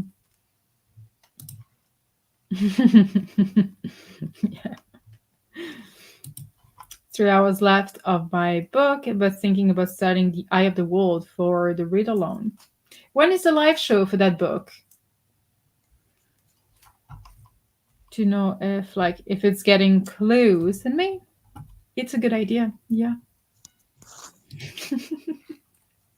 Once again, I did nothing. It's what Sundays are for when you're not working on weekends. That's what they are for. I'm loving the imagery and setting, not so much the plot just yet. Characters are 50-50 for me, but I'm only 100 pages in so far. Yeah, but that's still like a decent amount of pages to, start building your opinion around it. Yeah. So, still very valid. Wait. Yes, the more important it is, harder it is to read. Yes. The more important, the more you procrastinate sometimes. 55 pages to go. Amazing. Yes, Peloton is very doable like this. Absolutely. No TikTok for me. It is Twitter and spreading my memes again. Nice. I just love your memes.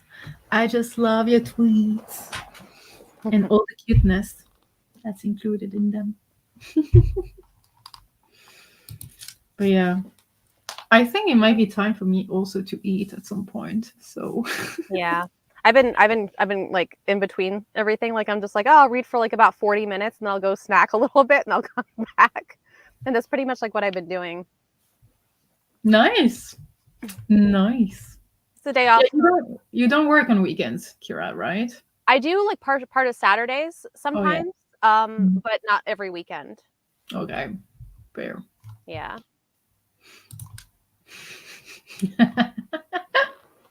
You know what? It's kind of relatable sometimes. Sometimes I'm a machine and will be even impressed by myself. And sometimes I'm just like, nope, not today. So yeah, relatable. Very excited for Booktuber and have many options. So the way it's done this year is very helpful for me. Yep. So I don't know if you've seen the announcement, Kira, but it's basically like you have a wheel and that gives you like the prompt. So you can read 1 book, 7 books, 100 books. It doesn't matter. You do you. And I love that. Awesome. Yeah, I don't think I've participated like in that one before. Okay. I'm really hoping like to get like into like back like into filming soon. Like I'm really hoping for it. I just have to I have to reorganize and stuff because I just don't have the space right now to do it. Mm-hmm. And that's part of it. But I have a week off coming up in February, and I'm hoping like to work on getting like that situated. I need to do a whole unhaul too because I have so many books like that I know I'm not going to read. So that's going to be a huge project. Yeah, but you should film that if you want to get back to filming and everything. Yeah. Because we love unhauls. Yeah. But that is exciting. Mm-hmm. Yeah. Hoping so. I miss talking about books. I get that. What is the video you're most excited about? Like, is it like getting back to simply like filming and talking about books with people in the comments, etc., or is it like vlogs or unhauls or anything? I really don't think I was ever very good at vlogs. I always felt like my strongest point was just book reviews in general. Because those always seem like to be way more popular. I mean, the book hauls, of course, are popular too, but I'm kind of trying to slow down on buying books. And as my taste is the longer I've been associated with Booktube and everything, I feel like my tastes are getting very refined as far as I'm not just reading everything anymore. I'm reading very particular things that catch my interest. So Nice. I'm not buying as books like I used to either. I mean, that's good. Yeah.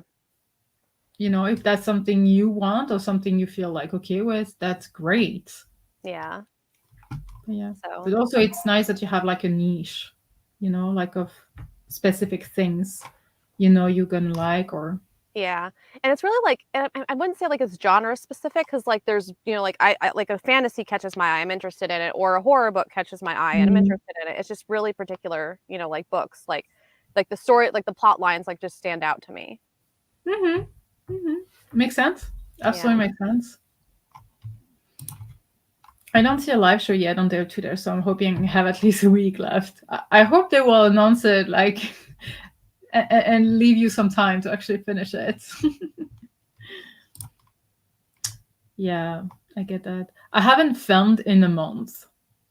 But that's because I am still trying to balance everything. And I don't know when I can do that, so I'm just trying to figure out things. But yeah, always want to do a ton for Polathon and end up reading one Polar Fantasy maybe. So this is it's perfect. I always say, as long as you're enjoying the book you picked, it's a win. And if you did not enjoy it, then it's at least Right. I switched to Darker Shade of Magic audio while sorting dinner and got to 16%, then had sticky toffee pudding, and I blame Ewald as a bad influence.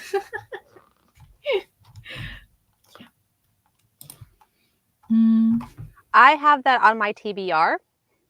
It's been in my TBR for like a couple of years now since it came out, and I still have yet to get to it. But I've heard a lot of really good, amazing things about it, and that's actually still a book that I hope to tackle at some point. What is it about?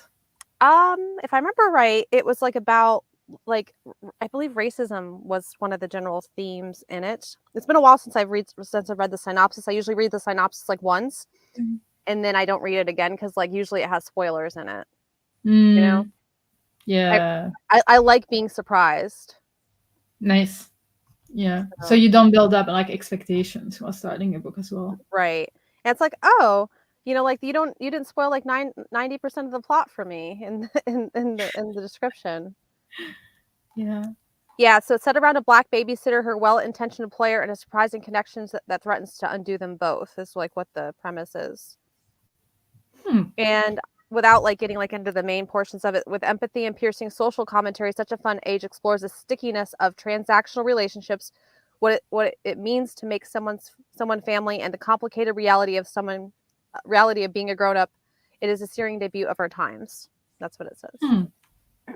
So it came out in 2022. I did not. I think it's like older than that actually. Oh, okay. Oh yeah, Cleo says it's a lot about false allyship. Yeah, okay, that's what it was about. I knew it was something like, because yeah, 2019. So it's been on my it's been almost 40. Great, it's been on my TBR for almost 4 years now. That's great. But that's okay. It happens to all of us. It's one of those books that when I finally picked up, I was like, why did I wait? I couldn't put it down. Yeah. Oh, and then the new Priority, the prequel to the Priority of the Orange Tree is coming up like at the beginning of February, and I really want to read that one. I loved Priority of the Orange Tree. The first 100 pages were like info dumping, but after that it was great. Yeah, I agree. I enjoyed it very much. Yeah. Really enjoyed it. I flew through it like it was so easy to read and get the page read like so fast. Yeah. It's really good. I haven't heard actually any reviews from all the people who have read that prequel, who got it as an arc. I haven't heard anything. So I've received a couple of arcs like from NetGalley like the last several weeks, and a lot of them are prefacing like, now we don't want you to post a review until 2 weeks before its release. I got an arc like that actually specified that when I was approved. Oh. So I wonder like if they're trying to get it closer to publication time to promote, hype. I mean, it kind of makes sense, but like the fact that I know so many people got it a few months ago and no one talked about it is kind of worrisome. If that makes any sense. Like I'm like, why? Oh, interesting. But then they should keep it secret that they got the book. No, it's kind of still a way to build up like the hype, but I don't know. I have questions regarding that marketing strategy. It's weird. Well, it's good on them because I'm really behind like on all my arcs and I keep requesting more. So see when I get Yeah.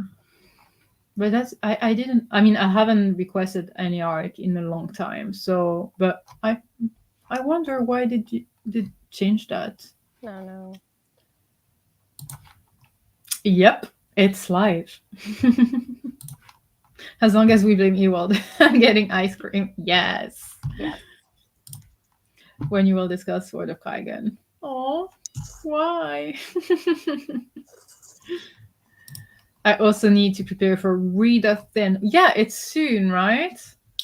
Cannot remember. There are just so many things going on all the time.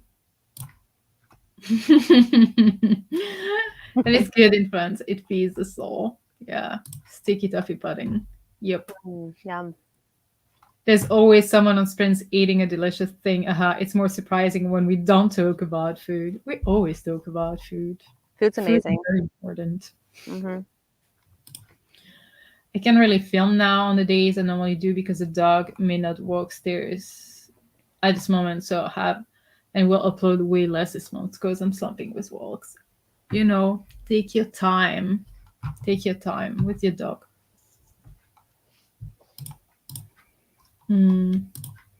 I did that with Poison Study last year, 5 years on my shelf because I loved it. Instant 5 stars and devoured it.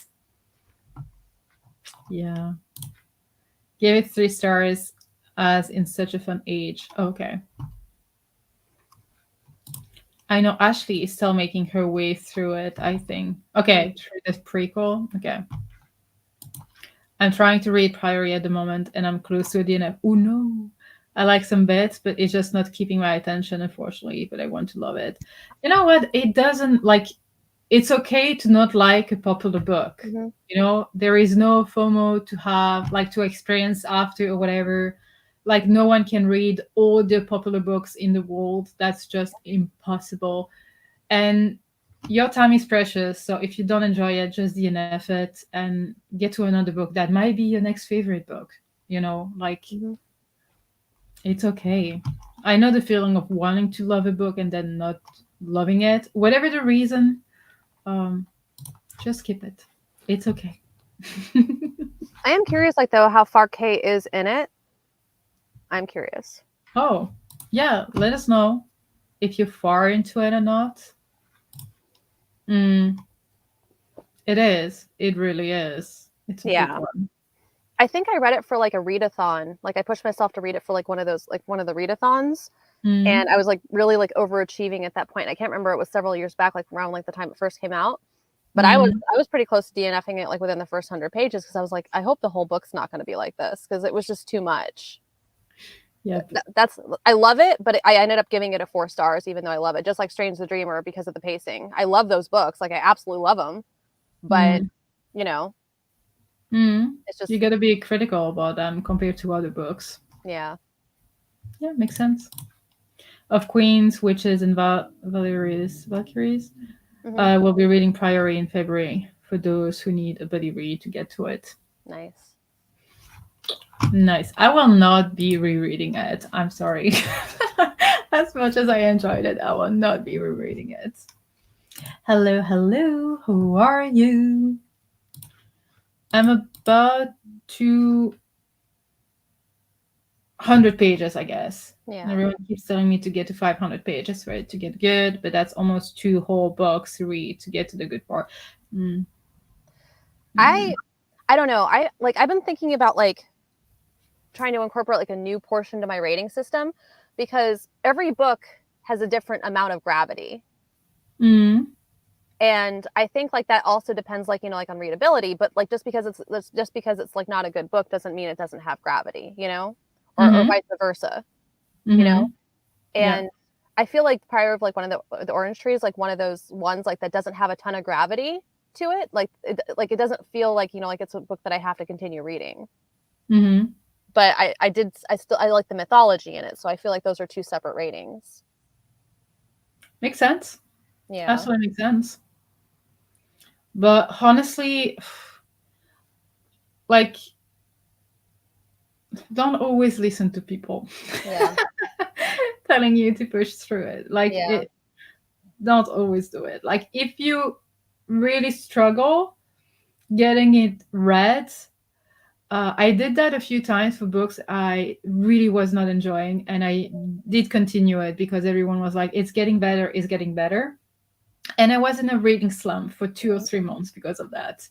So honestly, do as you feel. It can also be a soft DNF. Like you DNF it for now and might get back to it in a few months. It's like, oh, you might never get to it again. Yeah. It's fine. But I mean, you should definitely like, I mean, especially like if you know, like if you're an avid reader, which, you know, I know you are, like you know your own mind better than anybody. Yeah, exactly. Yeah, it's okay. Like, I feel I'm about to shock a lot of people, but I'm not a major dragon lore fan, to be honest. I prefer magic and conflict-based fantasy over magical creatures. And it's absolutely fair. Yeah, you might shock people because, you know, fantasy, for a lot of people, is linked to magical creatures. And that's what they love. Like, dragons are very beloved creatures. But it's good. You know what you love. That's what's important. Yeah. Probably. See, I'm personally somebody that loves dragons, so Mhm. that's like, I think like a big thing, because most of it's like dragon lore. Like if you're not a huge fan of dragons, it's probably not going to be your thing, and that's okay. Exactly. Yeah, that's absolutely fine. Yeah. But Tom Topple one time and loved it, but I did not love carrying it around. Yeah. But it was a bit messy as Yeah. well, I feel like. Yeah. Mhm. Sounds like slow burn. No, Sun King Clash of Burn. Yep. Yeah. No. You do you. You know yourself better than others. So if you feel like DNFing it, just do it. Do it. But what about another friends? It's strange. Right, no. Sounds good. Yep. I can finish my food and then finish my 16 pages. Yes. Also, people telling you to keep reading might just be people who love it and want to convince you to love it because they do, if that makes sense. Yeah, it makes sense. It makes sense. But we all like want people like to love our favorite books too, but it's not realistic, and it's not, it just doesn't happen like that. No, absolutely not. Absolutely not. But yeah. Okay. Starting in 3, 2, 1, go.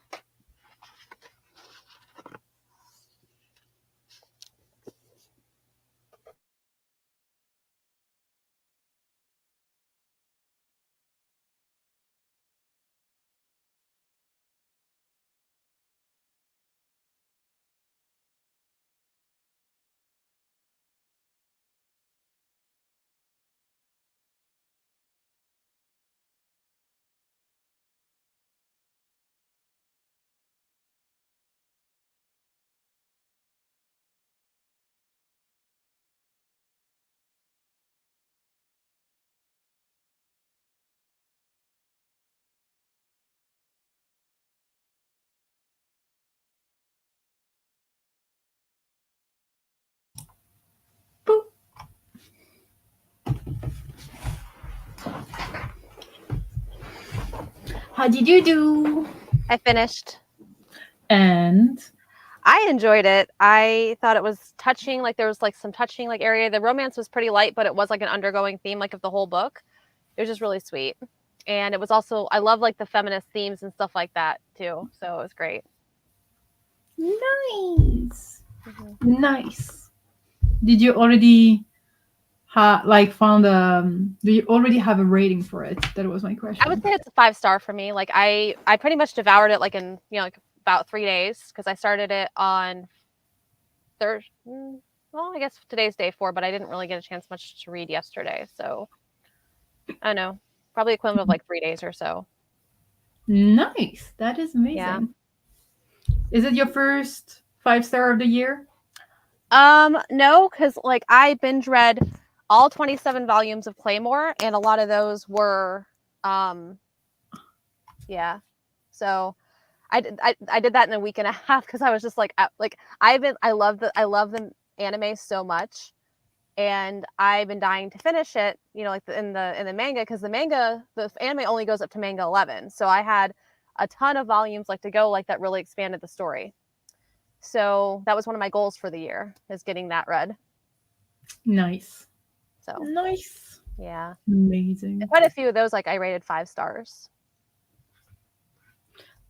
Yeah. I was not sleeping, by the way. I don't know what you saw. Hello, Tamar. How are you? How was bingo? Manage a little bit of my audiobook at the end of the sprint. Nice. 13 pages of Warbreaker. Nice. I've been studying exams tomorrow. Ooh, good luck with that. Good luck with that. Finish my book. Which anime? Claymore. I don't know that one. I think they have the whole thing on YouTube, actually. And really? Yeah, hold on. I bought this a while back, but this is the box set. Looks gorgeous. What is it about? Basically, like there's these things called Yoma, like they're like these monsters, kind of like, and they transform like in these like really amazing like beings, like, and it usually starts out as people, and then it becomes like like these really like big monsters. Okay. And there's these people called Claymore that are half Yomas and half human. And so like they're constant like they use the Yoma abilities like to fight the Yoma in their Yoma portions of themselves. And it's a whole organization like full of people like that fight these things. Interesting. Yeah. I think I heard you mentioning it, but I never actually looked into it. Yeah. I loved the anime, and the anime actually follows like very closely to the mangas. But I was really upset like that. It felt like it was so up in the air, that they left it so up in the air. And they very well could have easily made a season 2, because after volume 11, they jumped 7 years into the future. Okay. So, yeah. So like they were able, like, so like they could have very like well started off a season 2 like with 7 years in the future, following a couple different main characters. Mm-hmm. But there was like a scene like in it that was like, wow, I was like, this is a little awkward, because it was kind of like, I don't know, it was really awkward. And it was kind of like an undergoing that happened like several times, like throughout like some of the books. And I'm like, maybe this is like why they decided not to do it. But like they could have very well taken that out. Like it would have been easy. I don't know why they did it then. Yeah. Don't know. 44 pages. Amazing. Made lunch for tomorrow and showered. Nice. Ended up on TikTok. Yeah. Finished Reckless, like the characters and the world, but things were very easy in the book, and the writing style wasn't completely for me. Fair. Thank you. Circumstances made me leave the studying for last minutes. I have been cramming since Wednesday. Yeah. Good luck with everything. It's stressful, but you got this. Silver-eyed witches. Yes. All Claymores have silver eyes, and according to the holy city, they're witches. Okay. Okay. Yeah. And then I forget all female are all female. Yes. Oh. Forgot I muted my computer, so missed the written to the chat. Managed to read about 5 pages overall. Nice. Yeah. Duolingo and chatted with a friend. Nice. And I have an XP boost, so now I have to mute you lovelies before I lose it. Oh, okay, for the game. Okay. There has been almost 15 years between Baki season 2 and 3, or like 7 years between the latest and previous new Prince of Tennis season.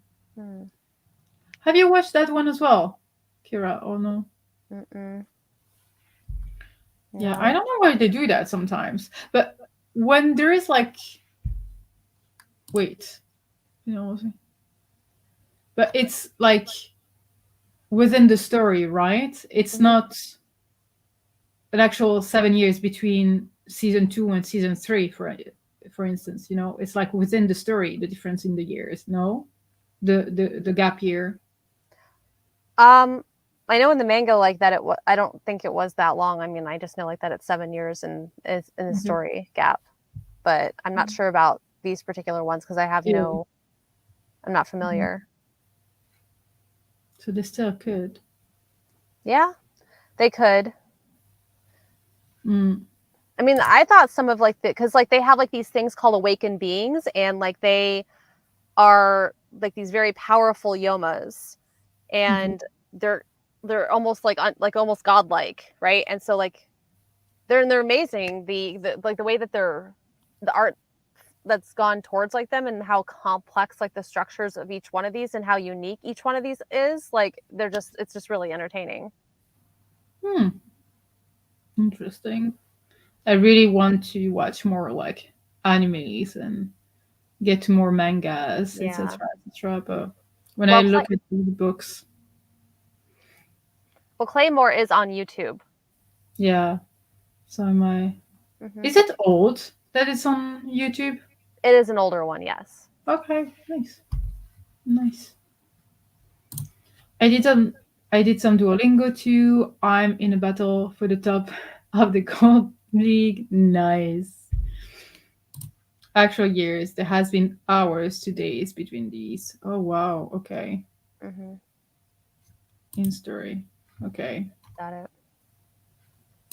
Watching Glass Onions with Gavin and his patrons. Is it good? Is it good? Are you watching like the first one or the second one? Is Glass Onion the second one or the first Second one? Okay. I haven't watched either of them, so I don't know. Have you though, Kira?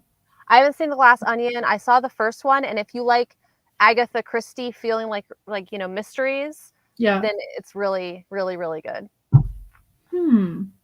I really liked it because it felt like an old school mystery to me, the first one. Yeah. And but like with a modern kind of edge to it. It was really good. I liked it. I might watch it because I saw like trailers or whatever, and I was like so curious about it. But I just saw the trailers for the second one because it just came out. Yeah, I think. So yeah, it's on my Netflix. Every time I open Netflix, it's like on top, like suggestions according to what you've already watched. We suggested that, and I'm just like, I don't know.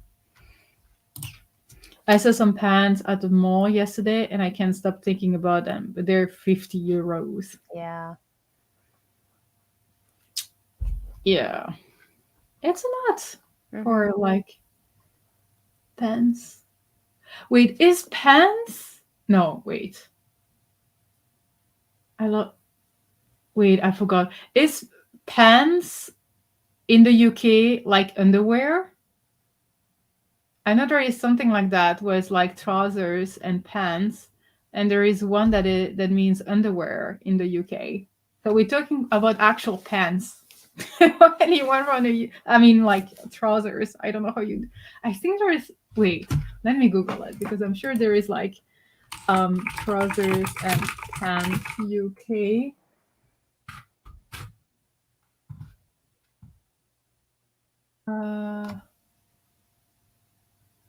Okay, so in American English, it means what is known as trousers in the UK. If pants is used in blah, blah. Yeah, so actually pants do mean underwear in the UK. Oh wow. Okay.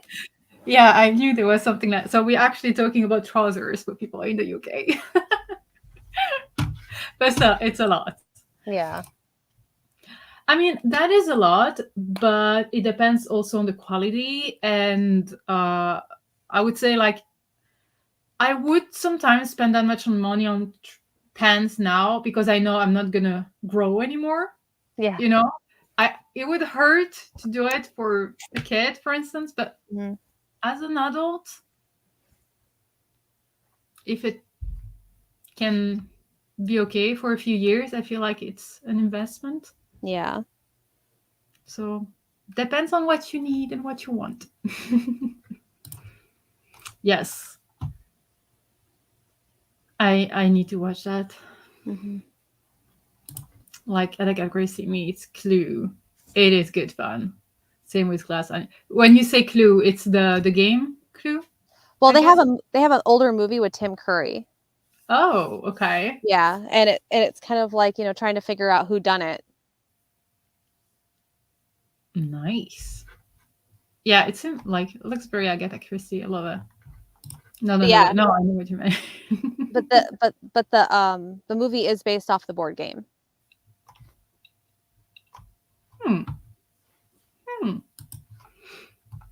Pants is underwear and trousers are what you call pants. I knew. That's why I wanted to make sure we knew what we were talking about. I didn't know that. I knew about trousers. I didn't know about pants. See, I know. I think I learned that in school, and it just stick for some reason. But yeah, it's such a gorgeous anime, but absolutely broke me. I don't know. I'm scared now. I adore the movie Clue. It's very like upbeat, like it's not one of those. It's like they're rushing from like room to room, like, wait a second, I think it happened here, here, and here, and like they're rushing around, like, like finding like murder weapons and stuff, and how they think somebody did it. And people keep randomly dropping dead. Actually, yeah. Another anime I recommend everywhere is Rurouni Kenshin. I don't know how you say. Yeah, it. Rurouni Yeah, Kenshin. sorry. How do you say? Rurouni Kenshin, I think it is. Rurouni Kenshin. Rurouni. I love the soundtracks. There's a reboot coming soon, but I'm very attached to the original. Mm-hmm. Nice. Gonna go to try them on next week, and I'll get them if they fit perfect. They were quite unique and unlike anything else I have. See? I hope you will find them. Yes. And then make up your mind. And not regret in case they're not there anymore. That is annoying. But yeah. I've read some more of like this, but I'm on page 190 now. So I read over 100 pages, but because I don't know if you remember, but there are lots of pages with just like one sentence in the middle or whatever, or just drawings, etc. So that's why I flew through it. I might actually finish it tonight, though. Yeah. It definitely was an easy read. Yeah, but I'm intrigued because it's like there is definitely something going on that feels like quite dark-ish. Mm-hmm. And I'm definitely intrigued. I'm really intrigued. It's really matching like the vibe you get from like all the illustrations. Like almost like even not, how can I say that? You can see from the illustrations, I feel broken minds. If that makes sense. Like I feel like even the way we get all the tiny sentences and everything is like a broken mind kind of I don't know how to explain that, but I hope it makes sense if anyone has read it.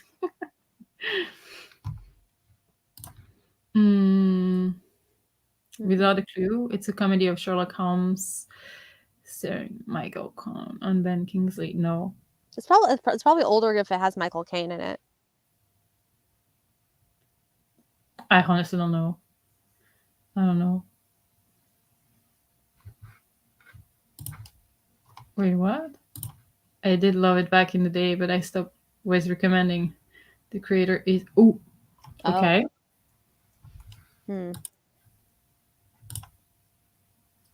Okay, learning every day. Okay. Well, we didn't talk about it. I had no idea. But you know how sometimes we talk about things and we don't even know that something was problematic regarding that author or that creator or that anything. You just don't know. So please, no one feels bad for not knowing it. Now we know. But yeah. Another reading sprint? I don't even know what I'm gonna read at this point because, like, I think I'm read out. Honestly, I think I'm read out. I mean, you need a break. You just finished a book in 3 days. You need a little bit of break, and also feel free to do anything else, or feel free to just leave now. Yeah, I might head out, like, and go do some stuff because it's been almost 6 hours. So absolutely, yeah. Absolutely.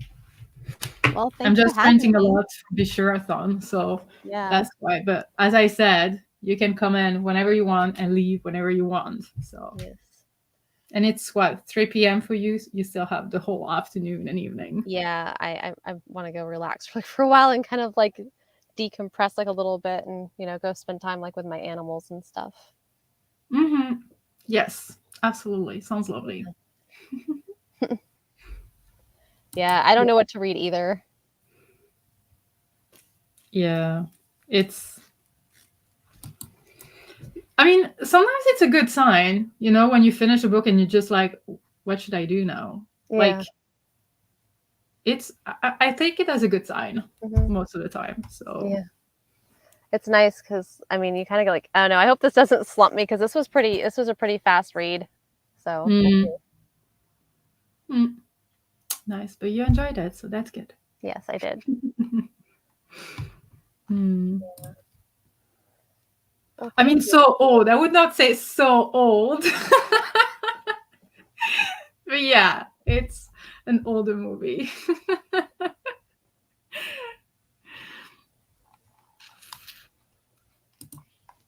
But yeah.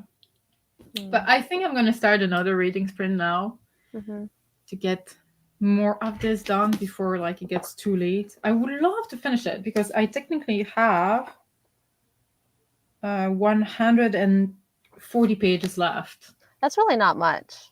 I'm sure you can do it. I think I could, in 2 or 3 sprints. Maybe a bit. Oh, I will see. But yeah.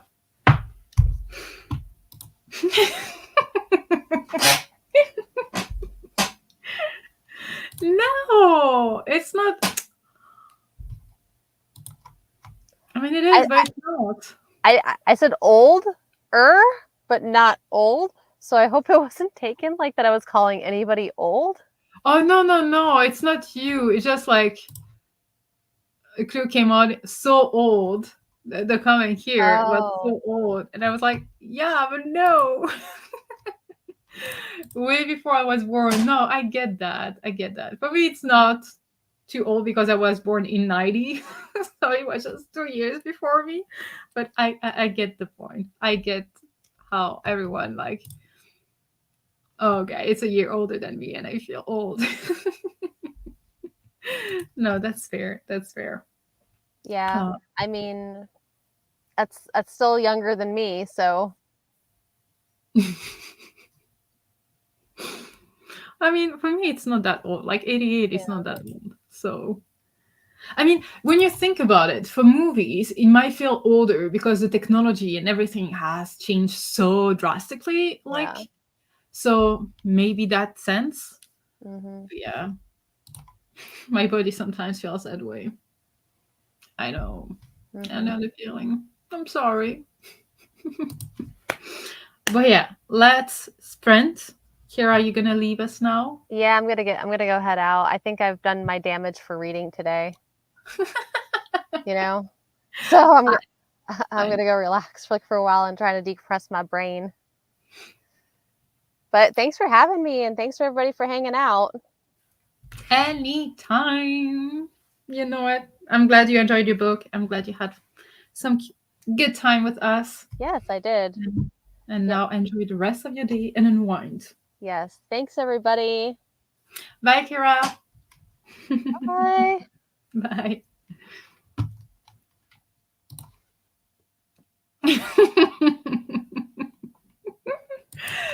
No offense to anyone. We just all have a different perception. You know how sometimes 1 minute feels long and 1 minute feels very short, or like 1 hour seems like an eternity, and then sometimes an hour seems like nothing. We all have a different perception of time and years and everything. Don't worry about it. But let's go into another reading sprint. I'm thinking about having like 2, maybe 3 more. We shall see. But let's start in 3, 2, 1, go.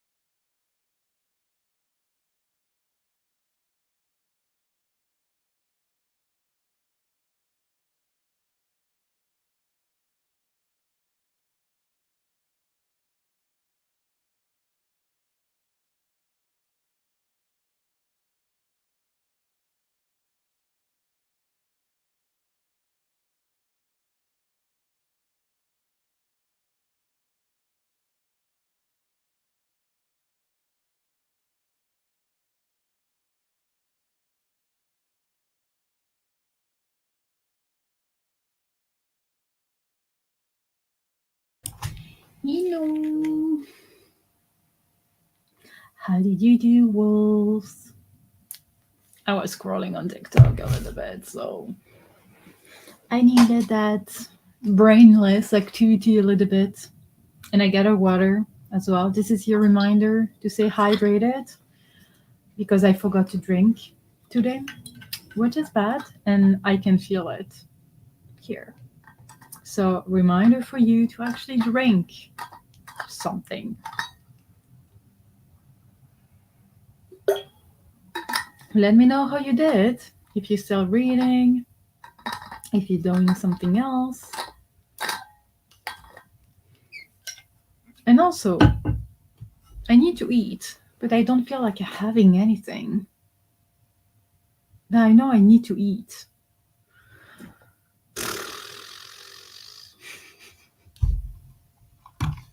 And good night to some wolves who left us.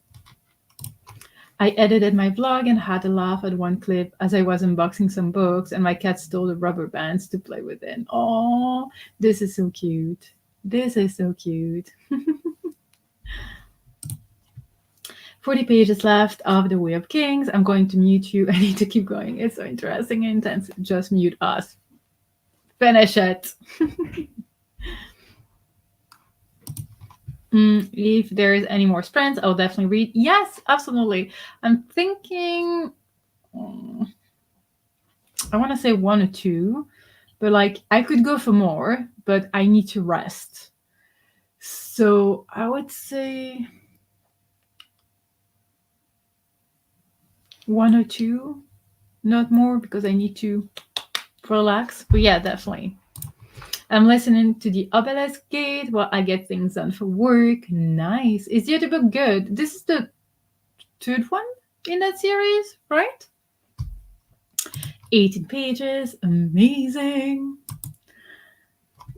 Needed a TikTok scroll as well and got ready for that. Nice.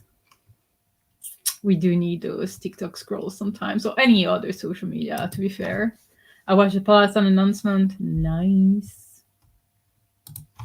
Listen to 16% of the stationery shop tidbit a little, and my dinner finished right as the sprint ended. Nice timing. Enough sprint slowly. Love these. The bedding is dry, so I'm going to make the bed and then sleep. Have a great night, wolves. Have a great night, Charlotte. Thank you for hanging out with us. Read about 25 pages. What about making some pasta? Oh, like me, I'm about to make a fruit salad. Maybe a fruit salad. I feel like I could go for a fruit salad. I have fruits downstairs, so I might go with that. But I feel like I still need like proper food, because the only thing I ate today were like coconut sort of biscuit or whatever, which is not good. So I should have like proper, at least like maybe like the veggie like dips or whatever. Like instead of chicken dips, it's like veg dips with some rice. So I get at least some proteins and everything, and then the fruit salad. I will see. The fruit salad is a really good suggestion. I had pasta yesterday, so I feel I'm not really in the mood for pasta, and I don't want to take the time to make potatoes. But yeah. Hey all, just joining, so no reading yet, but we'll carry on with And Then There Were None. Halfway through. Nice. Hope you are enjoying it. I do have soup. Okay, actually, soup and bread and fruit salad sounds perfect. I think that's what I'm gonna do. Thank you, Walls. I should ask you more, like more often for my menu what I should eat. But yeah, love it. Sometimes I find I just need a day where I eat more what I call nibbly foods, soup, breadsticks, crackers, and cheese, etc. Yes, absolutely. Absolutely. It's just that I've changed my I got a new job, and usually I work like from 7:30 a.m. till like whatever time I finished. But now I switched to another schedule. Like I start at 3:30 p.m. till midnight. So, and then I work and do things like walk the dogs, cleaning, laundry, whatever, till 5, 6 a.m. And then I go to bed till 1 p.m. Then I get ready, blah, blah. So my whole schedule is kind of whatever. So I feel like I'm just not angry the same way I was when I was working normal hours. And usually I get angry around like 1 a.m. now. So my body needs to adapt. I've only been working that new job for the past 3 weeks. So yes, but especially soup. Like I love soup. And like we found a bakery that does like some delicious bread of like pepper and salt, like salt and pepper bread. With soup, it's just like a dream. Like with soup, that salt and pepper kind of bread with especially pumpkin soup. I feel like I'm gonna have like some mushroom soup now. Used to work nights from 8 p.m., 8 a.m., and I was the same. I regularly have my main dinner at 2, 3 a.m. on days off. Yeah, exactly, right? And it's so hard because like it's only been 3 weeks and my body has already switched. And so when people are like, yeah, let's have lunch, I don't know, around noon, 1, and I'm just like, yeah, that's still my sleeping time. And usually I would just like have like a banana or whatever, and then we'll go to work. And then when I have my break around 8, I would have like some sandwiches, like very quick sandwiches. And then at 1 a.m. I would eat like a proper dinner, and I would cook, for 1 a.m., 2 a.m., something like that. But thank you for understanding me. My housemate was very confused one night when I cooked a full roast dinner at 4:30. I mean, it's just like we switched, we would live with different hours and everything, but it makes sense because does that mean that you cannot eat anything during the week and only during the weekend then? You know what I mean? Like, properly cooked and roast dinner or anything like that, doesn't make sense. So I cook proper meals at 1, 2 a.m., like full-on meals, because what am I supposed to do? Like, when could I do it if not at 1 or 2 a.m.?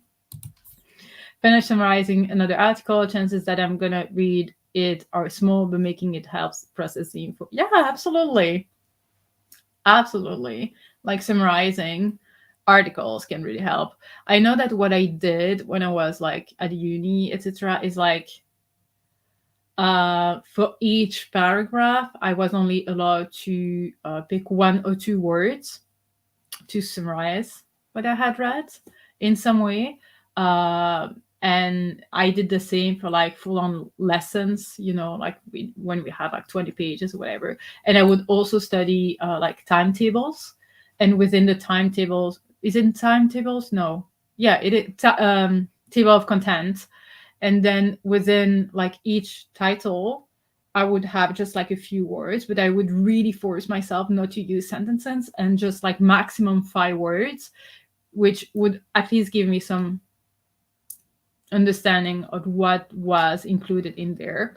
But summaries were really, really, really helpful for me. I know some people didn't need summaries. They just like full on studied everything and just remembered everything. But yeah, good luck with that. It does make sense, and I really enjoy cooking in the night. Don't know why. It just feels different than during the day. You know what? Like the fact that I had a job and I had to start at 7:30 a.m. every day, so I had to wake up at 5 to walk the dogs and then leave the house by 6:30 and then arrive there for 7:30. So the fact that I was starting my day very early made me actually forget that I was a night owl, and I thrive at night. And in the middle of the night, like I get more done now that I work those shifts. So I can do laundry at night, I can clean, I can do the dishes, I can cook and whatever, just because I just thrive when it's dark outside. I just feel like, the thing, oh, darkness, my old friend or whatever. I just feel like, I don't know, way more motivated and way more like I'm full of energy under the moon, which I'm not under the sun. And yeah, it just made me forget that. And now I'm so much happier and healthier in some way, thanks to that switched. But yeah, I didn't read the sprint as I was getting my son to bed, but now it's lovely and quiet. Good night, son. Nice. What will you be reading now? What are you planning on doing? There are no rules when it comes to food. I love veggies, stir fry for breakfast, a pancake, a porridge. Absolutely, I agree with that. And I hate people. I mean, I don't hate people because they are professionals and they know what they're talking about. And also, everyone is different. What works for some don't work for others, blah, blah, blah. But I feel like you should just follow no rules and listen to your body and listen to your mind and listen to your moods and just go with what works best for you, your mood wise, but also health wise. And I like, how many times have I had pizza for breakfast, and not only on holidays or on time off or whatever? Why does it matter? Why does it matter? And also, they always like, you have to have that kind of breakfast, cereals, whatever. It's good if you do that, and if it works for you and everything, that's amazing. But so like, all the breakfast items and everything you can find at the store are owned by two companies who have tiny companies, sub companies, whatever. And it's all about lobby as well, lobbyism and blah, blah, blah, blah. You do you. Eat like, sometimes I eat cereals at 1 a.m. or as like my main meal, evening, whatever, dinner. Why did I start a rant? I swear to God, I didn't want to start a rant. I don't know what happened, but yeah. I'm having steak for dinner, first real food I'm having today at 10 p.m. Some days are just like that. Exactly. Why is this ringing? I don't know. But yes, it's, you just have to listen to you and you do you. And also, you woke up later, so it makes sense that you will have like dinner later, It makes sense. You're a true wolf. I didn't want to share my secret, but I'm a werewolf. No, I'm not, but I prefer the moon, honestly. I do prefer the moon. Totally same here, really thriving at night. I'm glad I'm not the only one. I'm glad. I'm very much a moon baby, but I live with family right now, so nighttime cooking and activities are a no-go. When I have my own place, I usually sleep all day, energized at night. Yeah, exactly. Like, the things we keep saying, it's even about like a disability of any kind, can be physically, mentally, etc. Society is not made for everyone, it's made for the majority. And a lot of people who are not within that majority have to find a way around. But that's how it is. Society says one thing, and you just have to find your way around it. Ooh, nice. Nice. Love it, dark shit and magic. In winter, I'm an evening person. Summer, more morning and afternoon. I wake up better with the sun. Kind of makes sense. At least I'm definitely far more productive at night. I also have ADHD and I'm autistic, which are often also linked to being night owls, as the night is calmer and quieter. It absolutely makes sense. Yeah, it absolutely makes sense. But I didn't know with ADHD that it was linked, but autistic, yeah, absolutely. But what works for you. And I hope you can manage, things during the day, and that you have like tips and tricks for yourself to make it easier. Pizza has protein, veggies, maybe, and carbs. All the food. That's so true. That's really true when you think about it. And it has fat. I'm sure amongst all the fat, it has also good fat. So, because not all fats are bad, as a reminder, you need to eat some fat to make your body work. But yeah, that's true. In winter, the quiet in the evening helps. I hate the sound of cars on wet streets. Yeah, I get that. But also, like, as you said, it's quiet because most people are not active during the winter. Well, I I'm very active during winter, and during summer I just estivate. Estivate is the summer version of hibernate. But yeah, I get that. I get that. Did you get any snow, Tamar? Because I know some places in the Netherlands got snow, some did not. I know here I got snow 2 or 3 times when I finished work around like midnight, 1 a.m. But I know in Leuk they got so much that the entire like city was blocked, and I heard that it happened to a few places in the Netherlands, like near the border. I'm not sure. I manage by being self-employed, so I don't have to go out and buy food that I don't need to cook, so I can eat through the night. Nice. That's nice. Amazing that you. Yes. We had some flakes falling down, but the ground wasn't cold enough. Okay. Yeah. That's what I call that. Yeah. We had 5 grams of snow. Yeah. Okay. Okay. I know in some places it was like wild, especially because we're not like always trusting the forecast. So sometimes we don't put salt or anything, or like sand on the roads and things like that.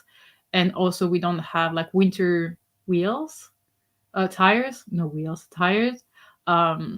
all the time, and it is not mandatory here. I know in some countries it is mandatory, like in Germany or whatever, between like October, November till February, March, it is mandatory to have it because you never know when there is going to be snow. But here it's not mandatory to have winter tires when it's winter because we barely get any snow. A lot of snow. I've seen some and walked in some, but not a lot. Okay, fair. We had a snowstorm that started Friday night and then this morning. But like a good snowstorm with like a lot of snow, but okay, or like a dangerous snowstorm that caused a lot of damages. I hope you're okay, and I hope that nothing was like damaged. As you know. Oh, you have winter tires always in winter? Okay. Like you do have them, but it's not like mandatory by law, right? Yeah, slippery roads. That's the thing. That's the thing. Absolutely. I get that. It's always like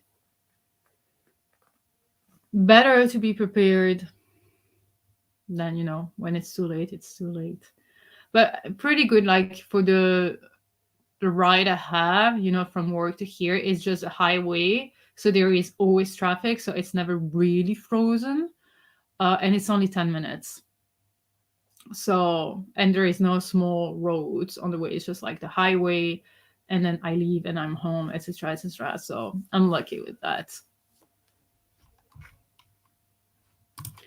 We don't get snow here in the UK often, so when we do, the country is just ridiculous and everyone goes into meltdown. I know that I know exactly. I know exactly how that goes. It's the case here, and everyone is like pesting and being mad and whatever. And I'm just like, this is winter. What do you expect?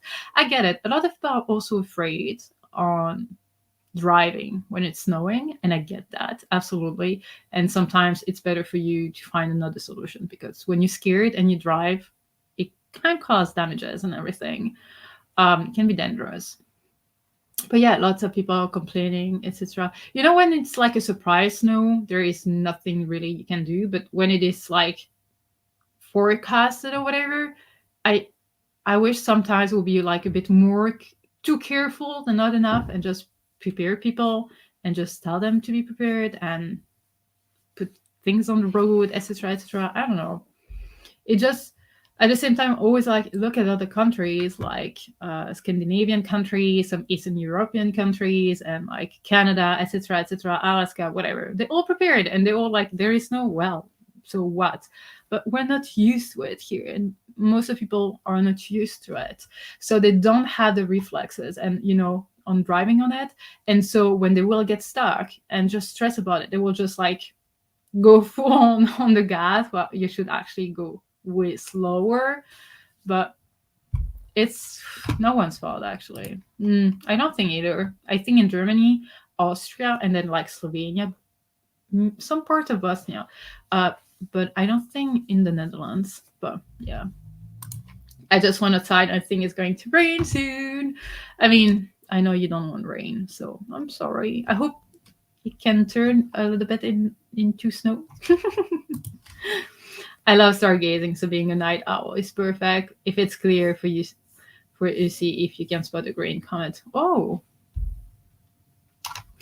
Aww.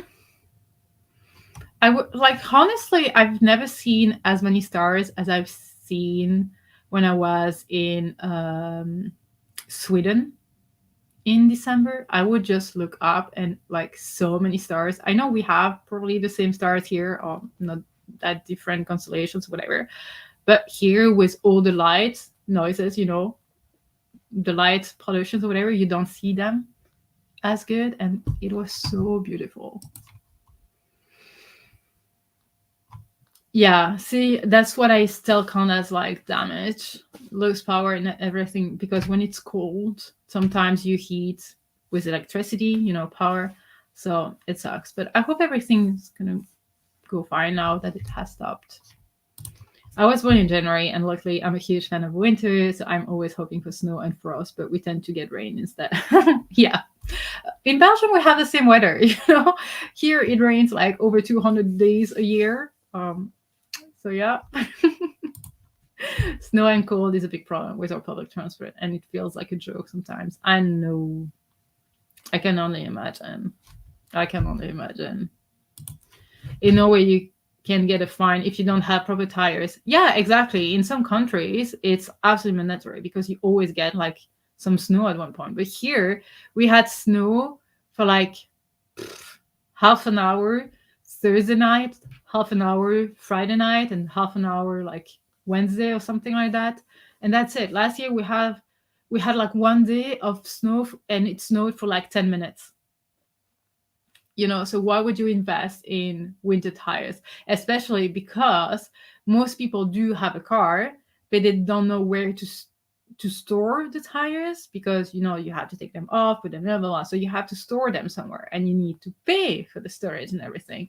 So it's a lot of like organization and everything, and we don't get snow, so we had to type our winter tires. And in some of the big cities, you'll get a fee if you drive with one type of those. Oh, okay, interesting. I did not know that. Interesting. Yes, that too. Absolutely, because it does absolutely nothing. Nothing. It doesn't have the adherence that it should have and everything. Absolutely. I'm not even talking deep snow either. I just has to be a few millimeters. Yeah, but people will never learn. But I mean, how can you blame them? They're not used to it. So new things can be scary. So I do not like summer because I do not thrive with hot weather. I'm a spring person all the way. Sadly, with climate change, the nice spring days with in between weather are getting sparse.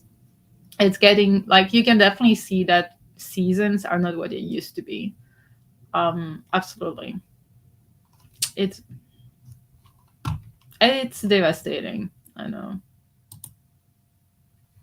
In Switzerland. I'm planning to move to Scotland soon, as the weather is a lot colder there. Even in summer, it's much cooler, which is perfect. Oh, that is nice.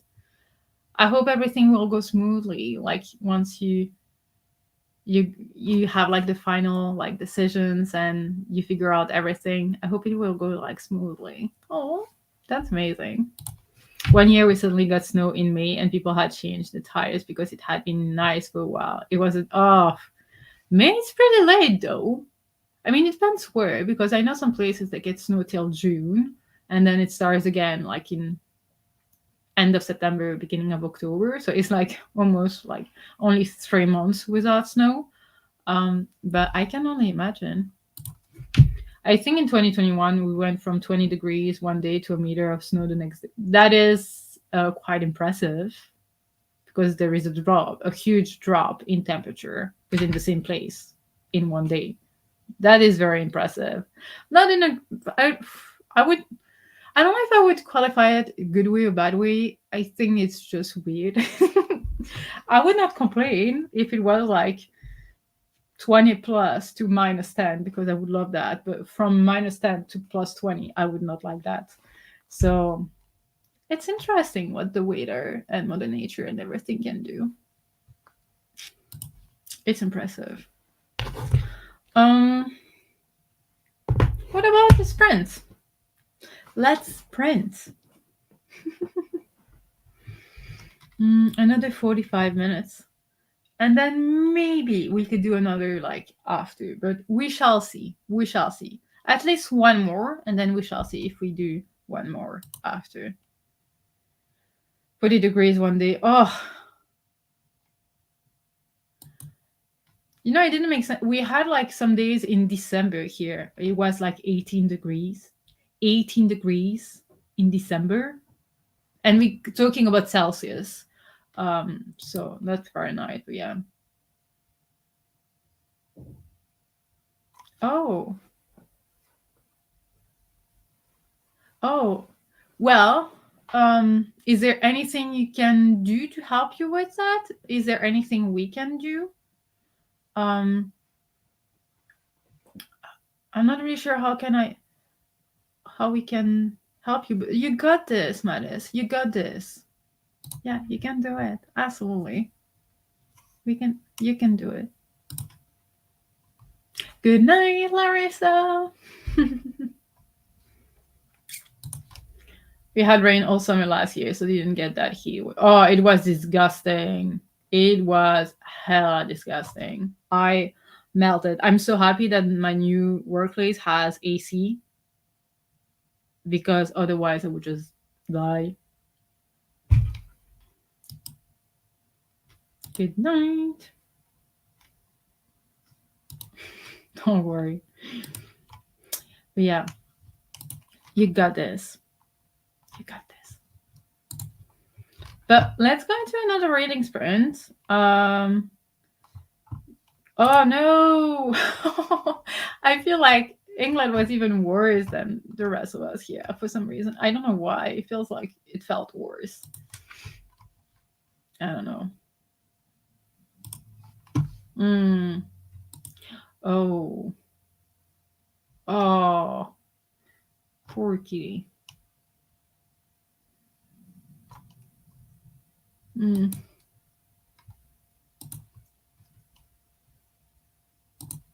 some reason, I thought that Ozzy was a dog, actually. I'm sorry. I don't know why my brain is playing tricks on me. We had a heat wave in 2018. I worked as a guest. Oh, no. That's horrible. Horrible. Not go with the heat. Oh, it's not too hot. No, especially because the materials. Like, you go to Australia, and it's never going to be like 40 degrees in the house, because the way the houses are built.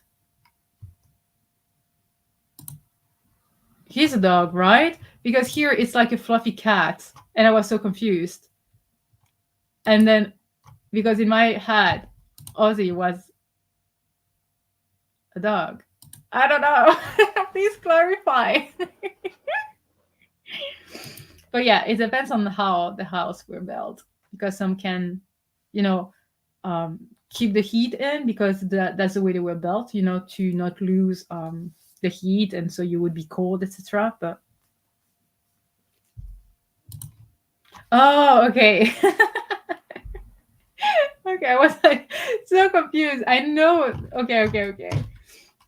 I'm sorry, Ozzy. You didn't hear me. Yeah.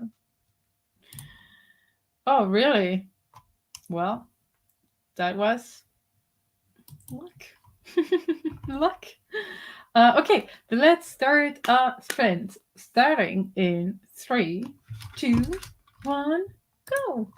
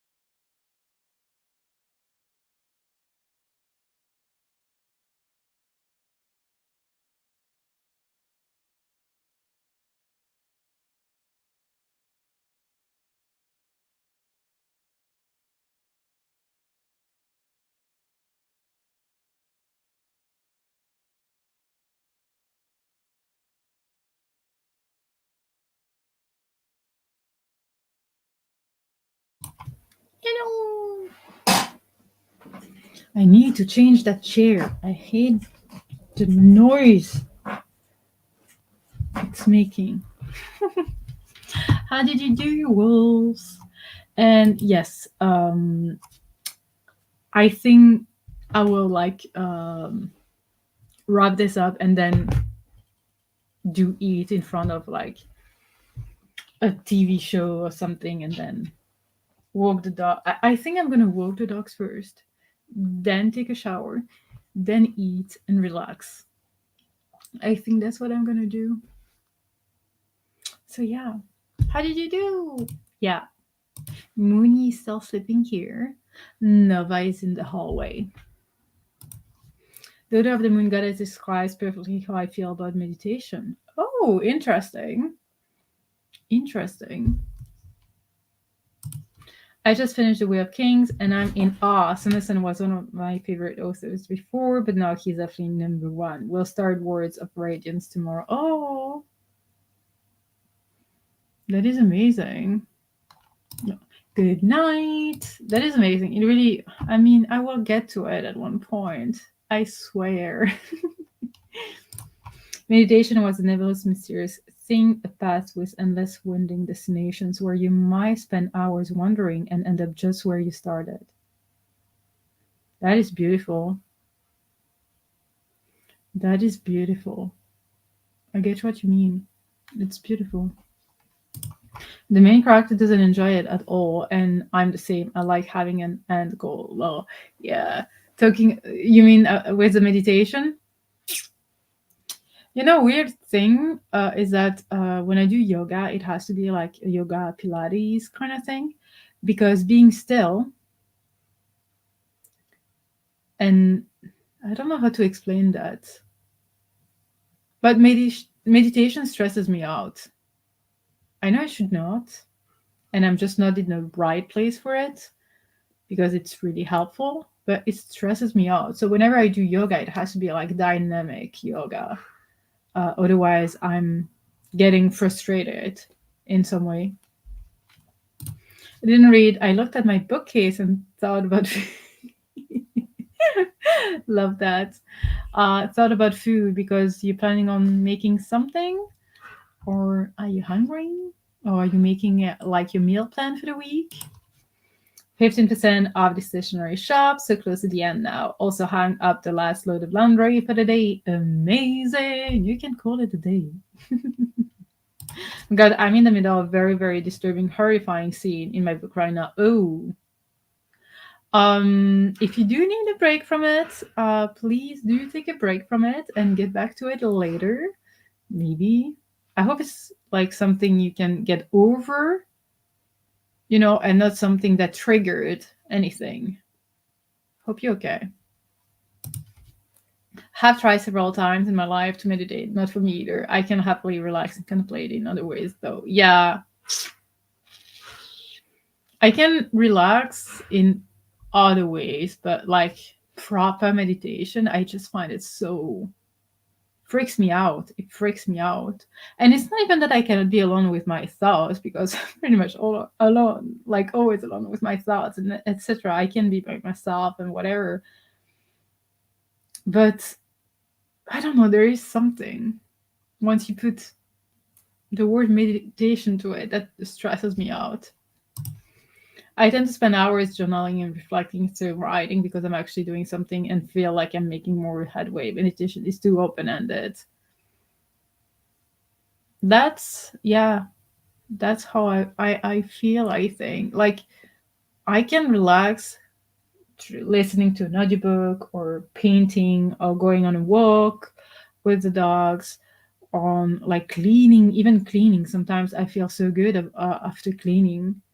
And so many other things I can do and just relax. But like when I'm just like, okay, let's meditate, it doesn't work for me. And I'm so, sometimes I wish it would, but I'm hungry. It's 6:33 and I've only eaten an English muffin today, so I'm in need of food. Yes, you do need food. You do need proper food. So yeah, it's so early, so you can get something down or order you can order in. Got another 2 chapters read. First time reading Agatha Christie. I guess she must have been a good writer, but she really does keep you guessing. She was very, very, very popular. And I know I have all her books, I think, but from like when they were published like for the first time, so the very old like French editions. I have not read them all. But the ones that I have read, I enjoy them. I did enjoy them. So it was a long time ago. But yeah, absolutely. Agatha Christie is pretty popular. Yeah. So interesting that you're reading like Agatha Christie for the first time. Love it. Love it. Is it like on purpose because you wanted to discover Agatha Christie's writing, or someone recommended it to you, or is it for like something specific that you're reading it? I wonder if it still gets recommended at uni and things like that, or school, high school, anything. I really wonder. I don't know. I know that some titles have changed because they use some vocabulary we don't use anymore because offensive. So they did reprint some editions and change the titles that I know. But that's pretty much it. I don't know if it keeps getting recommended. Not like other authors. I don't know. But yeah. Mooney is now sleeping here. Nova in the hallway. They got a little treat. I played a little bit with them. And yeah. Oh, by the way, I did not tell you, but I did finish the book. And I'm not sure how I feel about it. So this book is actually Gallant for anyone who just joined or forgot what I was reading, which is absolutely normal. I still don't know how I feel about it because of the way it ends. I think it's beautiful, but at the same time, I didn't get enough. And I'm a bit conflicted. Has anyone read it? No, I usually don't get triggered, so I'm fine. But still, as it's not fantasy, knowing that things like this happen in the world really makes my heart bleed. I know what you mean, and I'm so sorry. But yeah, I'm happy it did not trigger anything. Just have always wanted to read and came up in conversation a few times recently. I'm 40, so it's about time. I mean, anytime, any age, it's good to start something. But yeah, I really hope you will enjoy the books and that you will want to get more of them. Get to read more of them. Yes. Yes and no. I mean, I've read A Darker Shade of Magic, the entire trilogy. I've read Vicious and Vengeful. Love that series, like that duology. It apparently has a third one coming out. Is that something she's working on? But it's a duology so far. I've read the middle grades, which is City of Bones, City of Ghosts, City of something. I have read Addie LaRue. I have read this one. I don't know if I've read more. I think that's it. So I've read like 1, 2, 3, 4, 5, 6, 7, 8, 9, 10 book by her. And it really feels, so I might be completely wrong, but when I started that one, it gave me some Addie LaRue vibes because of the writing style, not because of the story, but because of the writing style, which makes sense because it's really Schwab, blah, blah, blah. But it felt different from A Darker Shade of Magic and Vicious, etc. I love V. Schwab. I do love V. Schwab. But I think Vicious and Vengeful got 5 stars for me. And then the last book, I think, In A Darker Shade of Magic was 5 stars. The rest were 3 stars. So I love her and will read pretty much everything she comes up with. And I still have to catch up on some of the series she wrote before. But she's not my 5 stars author, if that makes any sense. But I still very much love her. Loved it. Okay. I'm just very. I'm just not sure. I love Schwab. This is about the only thing I haven't read of hers yet. I found her writing can be hit or miss, even though she's a top author for me. Yeah, exactly. The thing is that I talked about it with friends. I don't know. It was like a month ago, 2 months ago. Oh, I don't know if it was like a private, like a live, or if it was like public. And when I say friends, is the pack. And I have the same with Lee Bardugo. Love Lee Bardugo, but the only books that got 5 stars for me are Six of Crows and King of Stars. Six of Crows and Crooked Kingdom. The others were like 3 stars. So they're like those popular authors. I just feel like they're really good, and I will read whatever they write, but they're just not there for me, if that makes sense. Like, even though I haven't read everything that John Gwynne wrote, he's there for me. Like Neil Gaiman, Seanan McGuire, like there are authors that are just like there for me. She's not there. I mean, Oli Bardugo or V. Schwab, but they're just so good, but they're just not my favorite. Does that make sense? I'm not sure. But they're amazing. I'm not saying they're not amazing, like the Schwab, the Bardugo, whatever. I'm just saying they're not. I like that it was kind of a like fairy tale you read in one sitting. Yeah, it almost felt a little bit to me like Hazelwood in some way, because of that fairy tale-esque kind of vibe. Yeah. You've got a good grasp on her writing then. Yeah, that everyone is a winner for everyone again. Oh, no.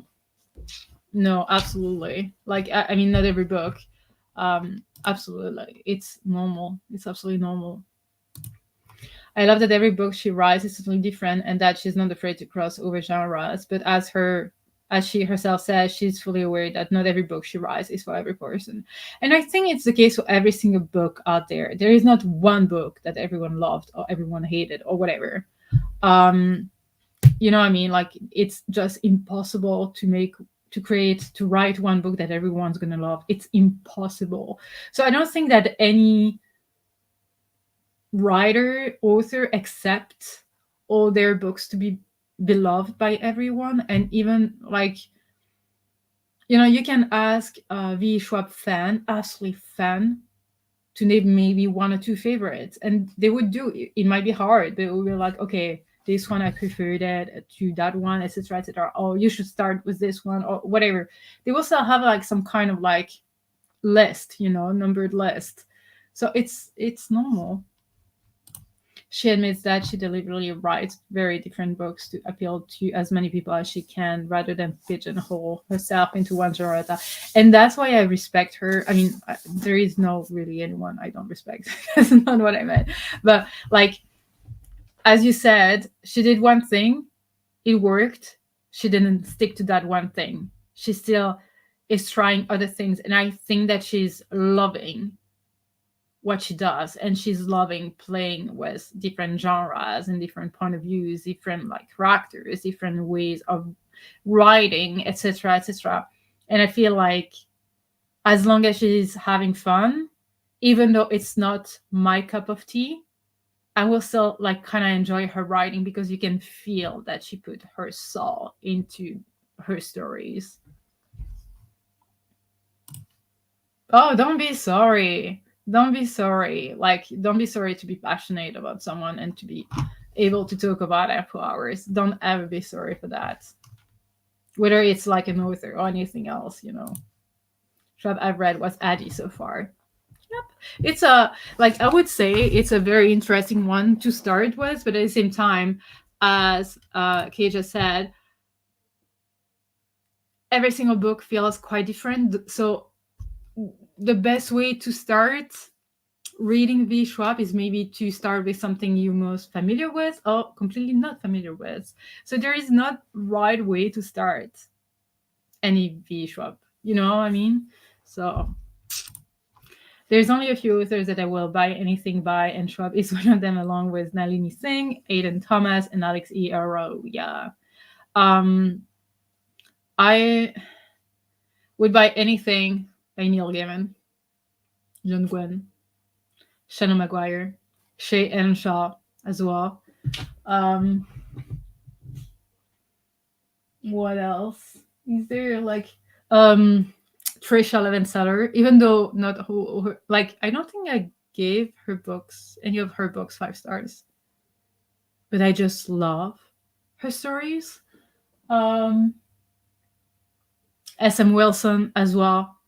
I will buy everything they come up with, even if they're not like all 5 stars, or if all the books were 5 stars. You know what I mean? Catherine Arden as well.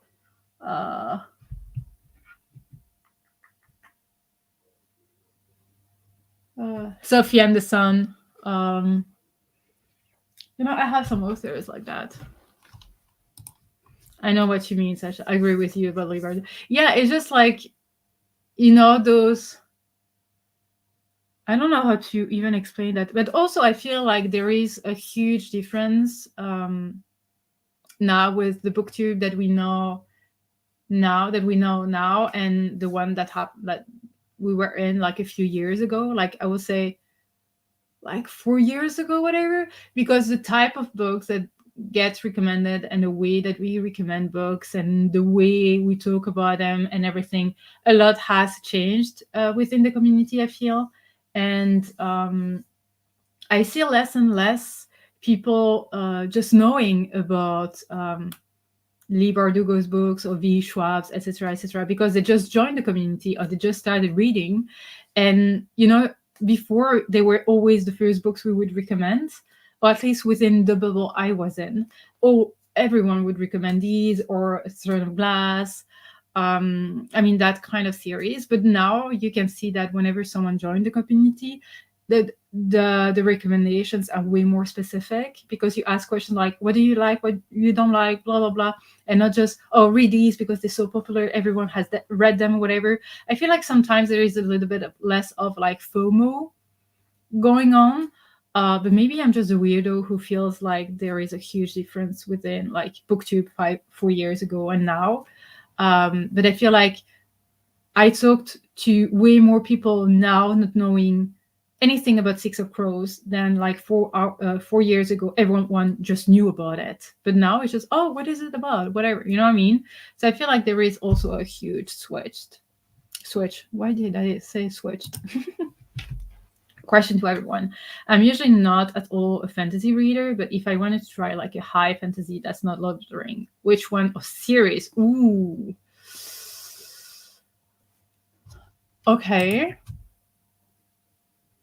And amazing characters. I haven't read that series.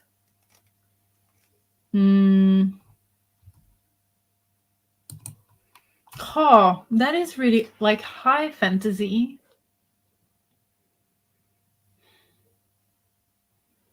You're not going with the easiest, because high fantasy, it's like very, very, very dense. It's not like for everyone. Honestly, the one I go with, because I finished, it has 4 books, will be The Faithful and the Fallen by John Gwynne. So the first one being Malice.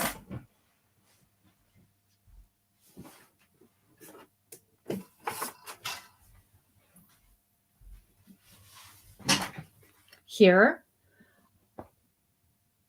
Because I loved everything about these books. They were all 5 stars. I just fell in love with the writing style, the characters, the story, the tropes, everything that happened in them. It broke my heart. I cried and everything. But honestly, high fantasy is not the easiest. So I'm trying to think about something that could be a bit easier. Yeah, you always have Brandon Sanderson and Era 1 of Mistborn. The first trilogy, Mistborn trilogy. I read it. I was so intimidated by it, but I actually re-enjoyed it, and they were pretty easy to fly through.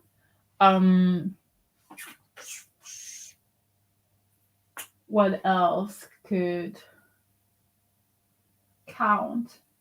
There are probably so many other books, but high fantasy. The thing is, I'm trying to I've read a lot of high fantasy, but I have not finished the series, so I don't feel comfortable recommending the series if I have not finished them.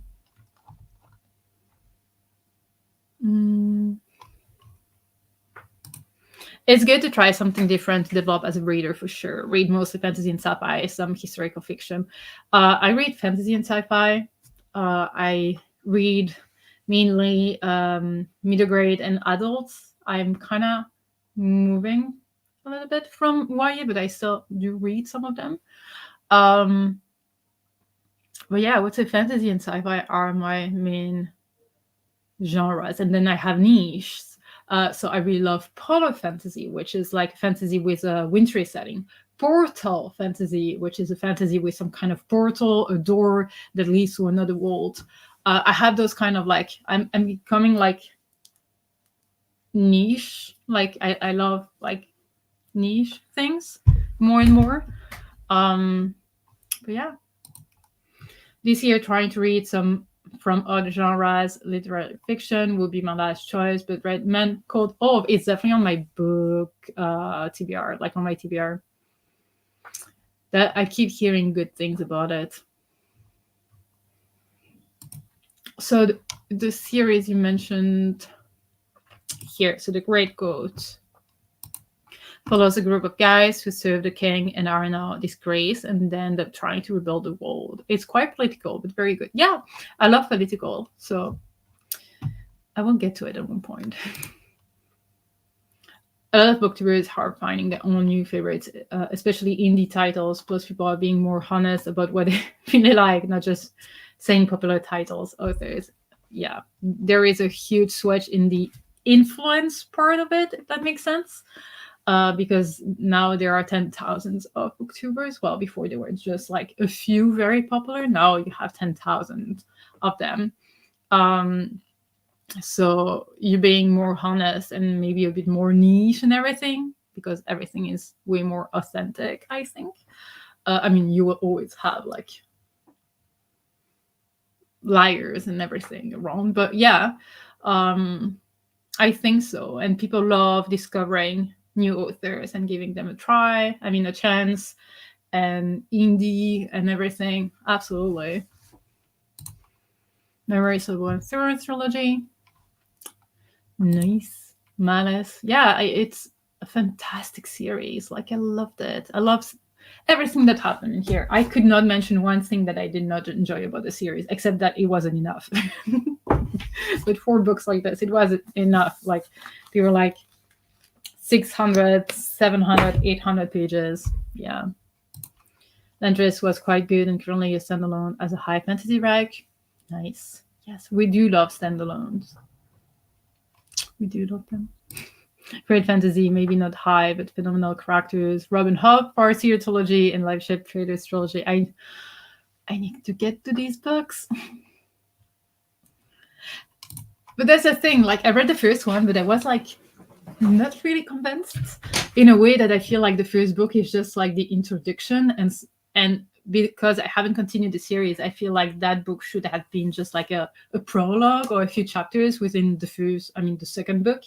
But I will definitely continue it, because I was like not convinced, but I was like, oh, I'm not liking it. I'm just very curious, especially because people keep telling me that I should read it because of Heart of the Pack.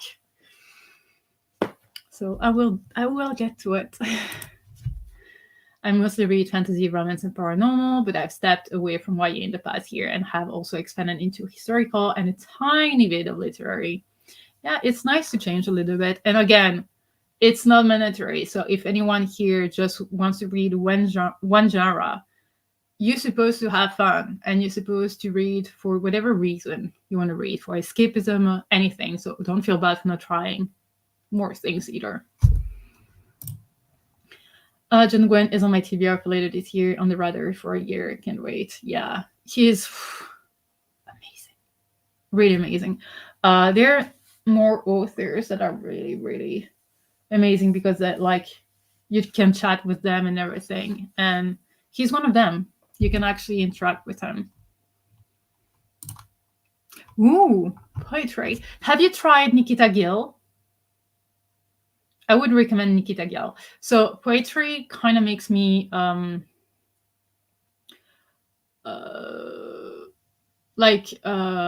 poetry makes me uncomfortable.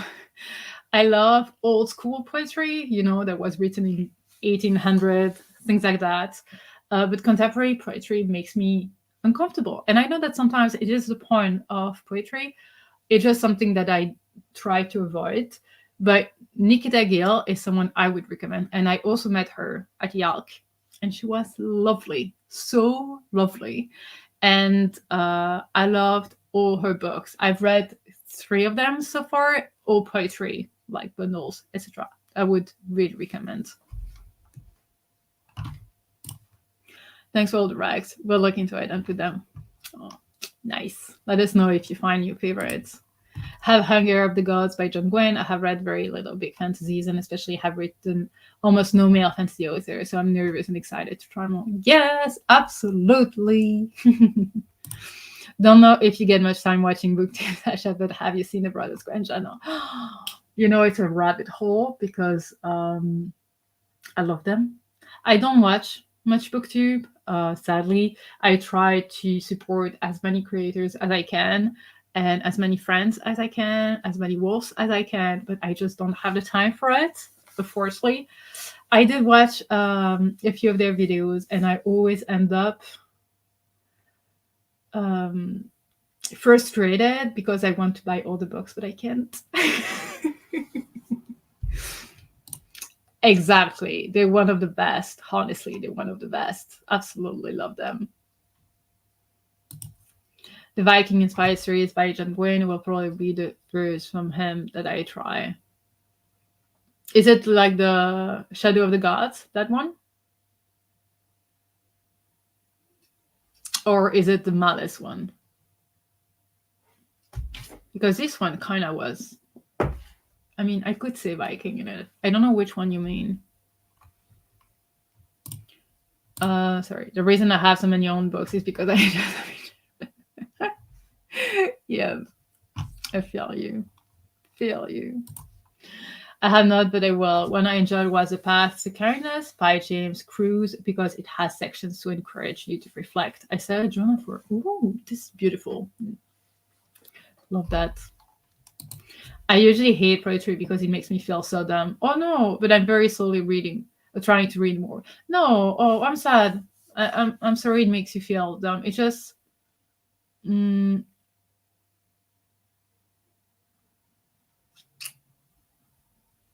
like, I know what you mean, but I hope you will get over that feeling. I hear that John Gwynne isn't super grimdark, and I have read a fair bit now, so maybe a good getaway, all a matter of perspective. Exactly.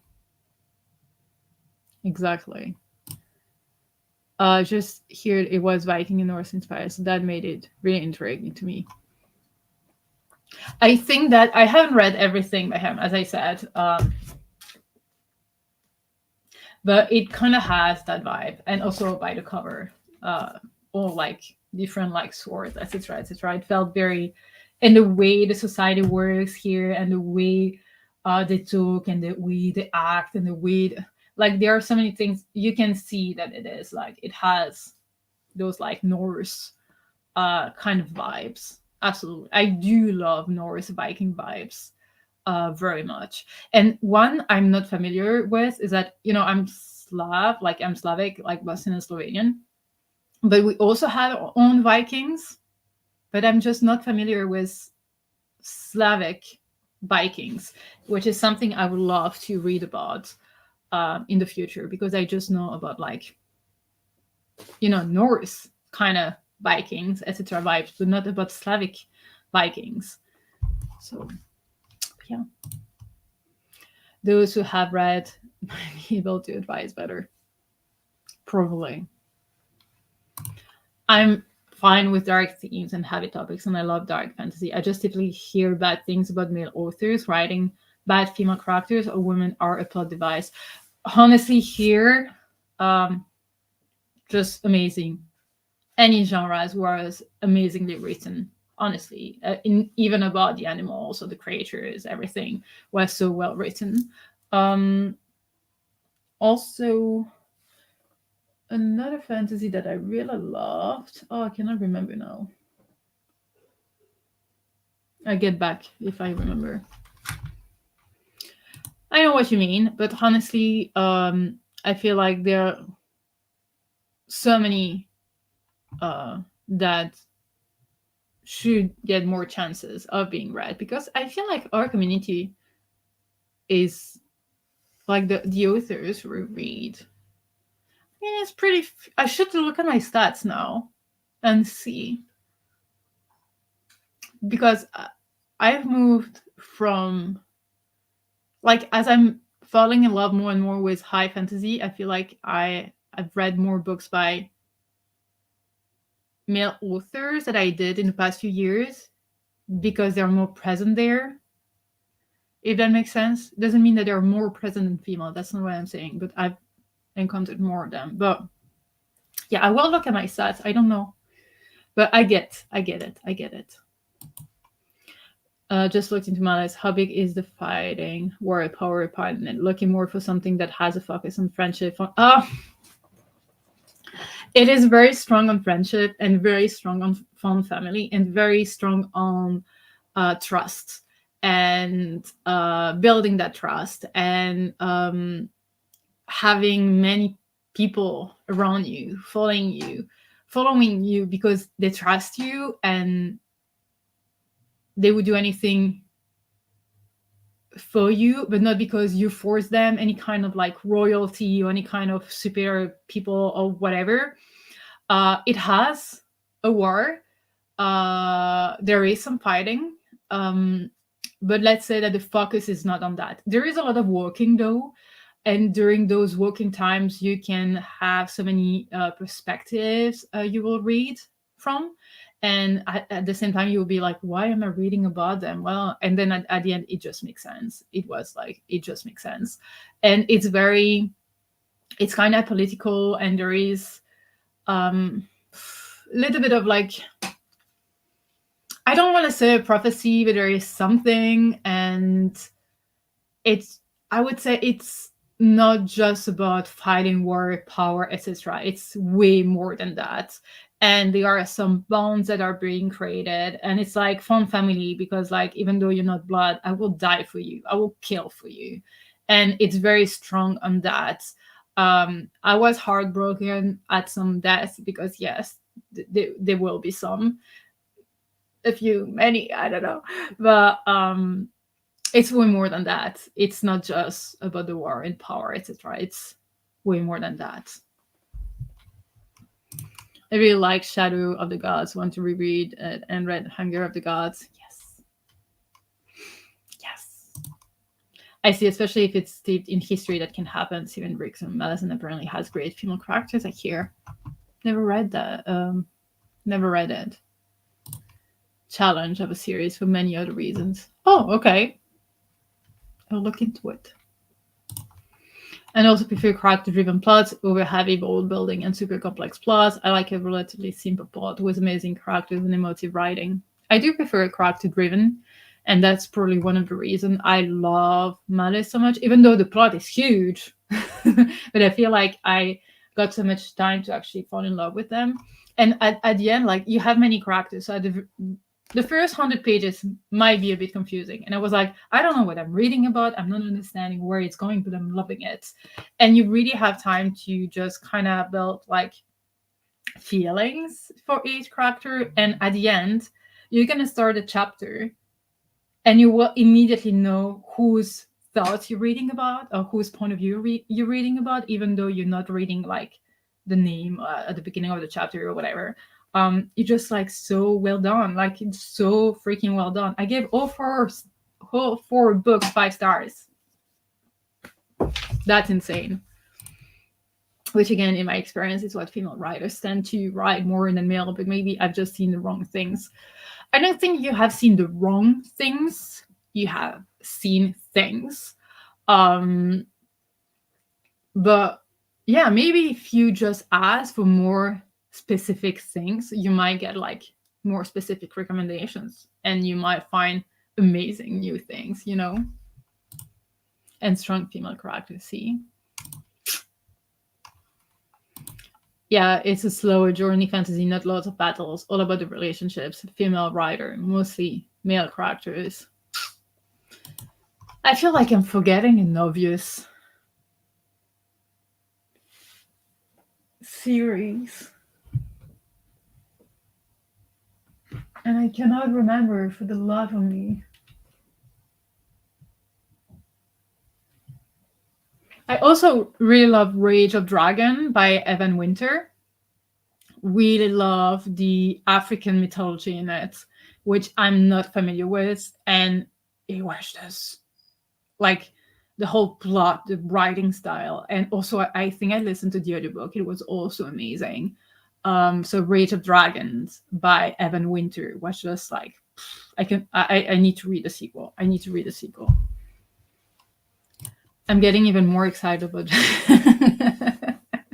yes, sorry. I will stop. But yeah. I have the feeling that I'm forgetting a series I should mention. And no, it's not the Wayward Children series, but it's another one. Oh, I cannot remember. No, Natural History of Dragon is like historical fantasy. I don't know. Maybe next next life I will remember. But I think we could wrap this up, boss. It's 11:40 for me. We've been live for 8 hours and 30 minutes. Does it feel like it? We spent a whole working day together.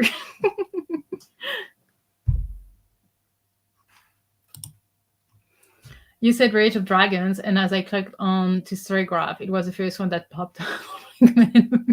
They're always listening. They're always listening. Hot take, I struggled through Rage of Dragons. I would give it a second chance through, though maybe a reread with audio. You know what? As we said, like, don't feel guilty for not vibing with a book. There are so many books out there. So even if it's like on my favorite list or whatever, and you struggle with it, just move on. You know, as I said, like, you can hate my favorite books. I'm fine with it. It's been fun with you. Gonna finish my audiobook before I head to bed. Yes, do that. Have fun with the rest of the audiobook. But yeah, Wolf, thank you so much for today, for Sunday, for the whole afternoon, evening, etc. I will be sprinting next Sunday as well for public sprints.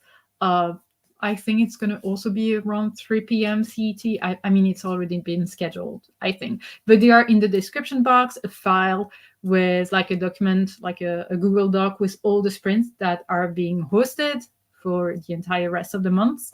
For the entire rest of the month. That was not proper English, but you got me. And yeah, I hope to see you soon. I hope you're good. Take care. And again, thank you all for today.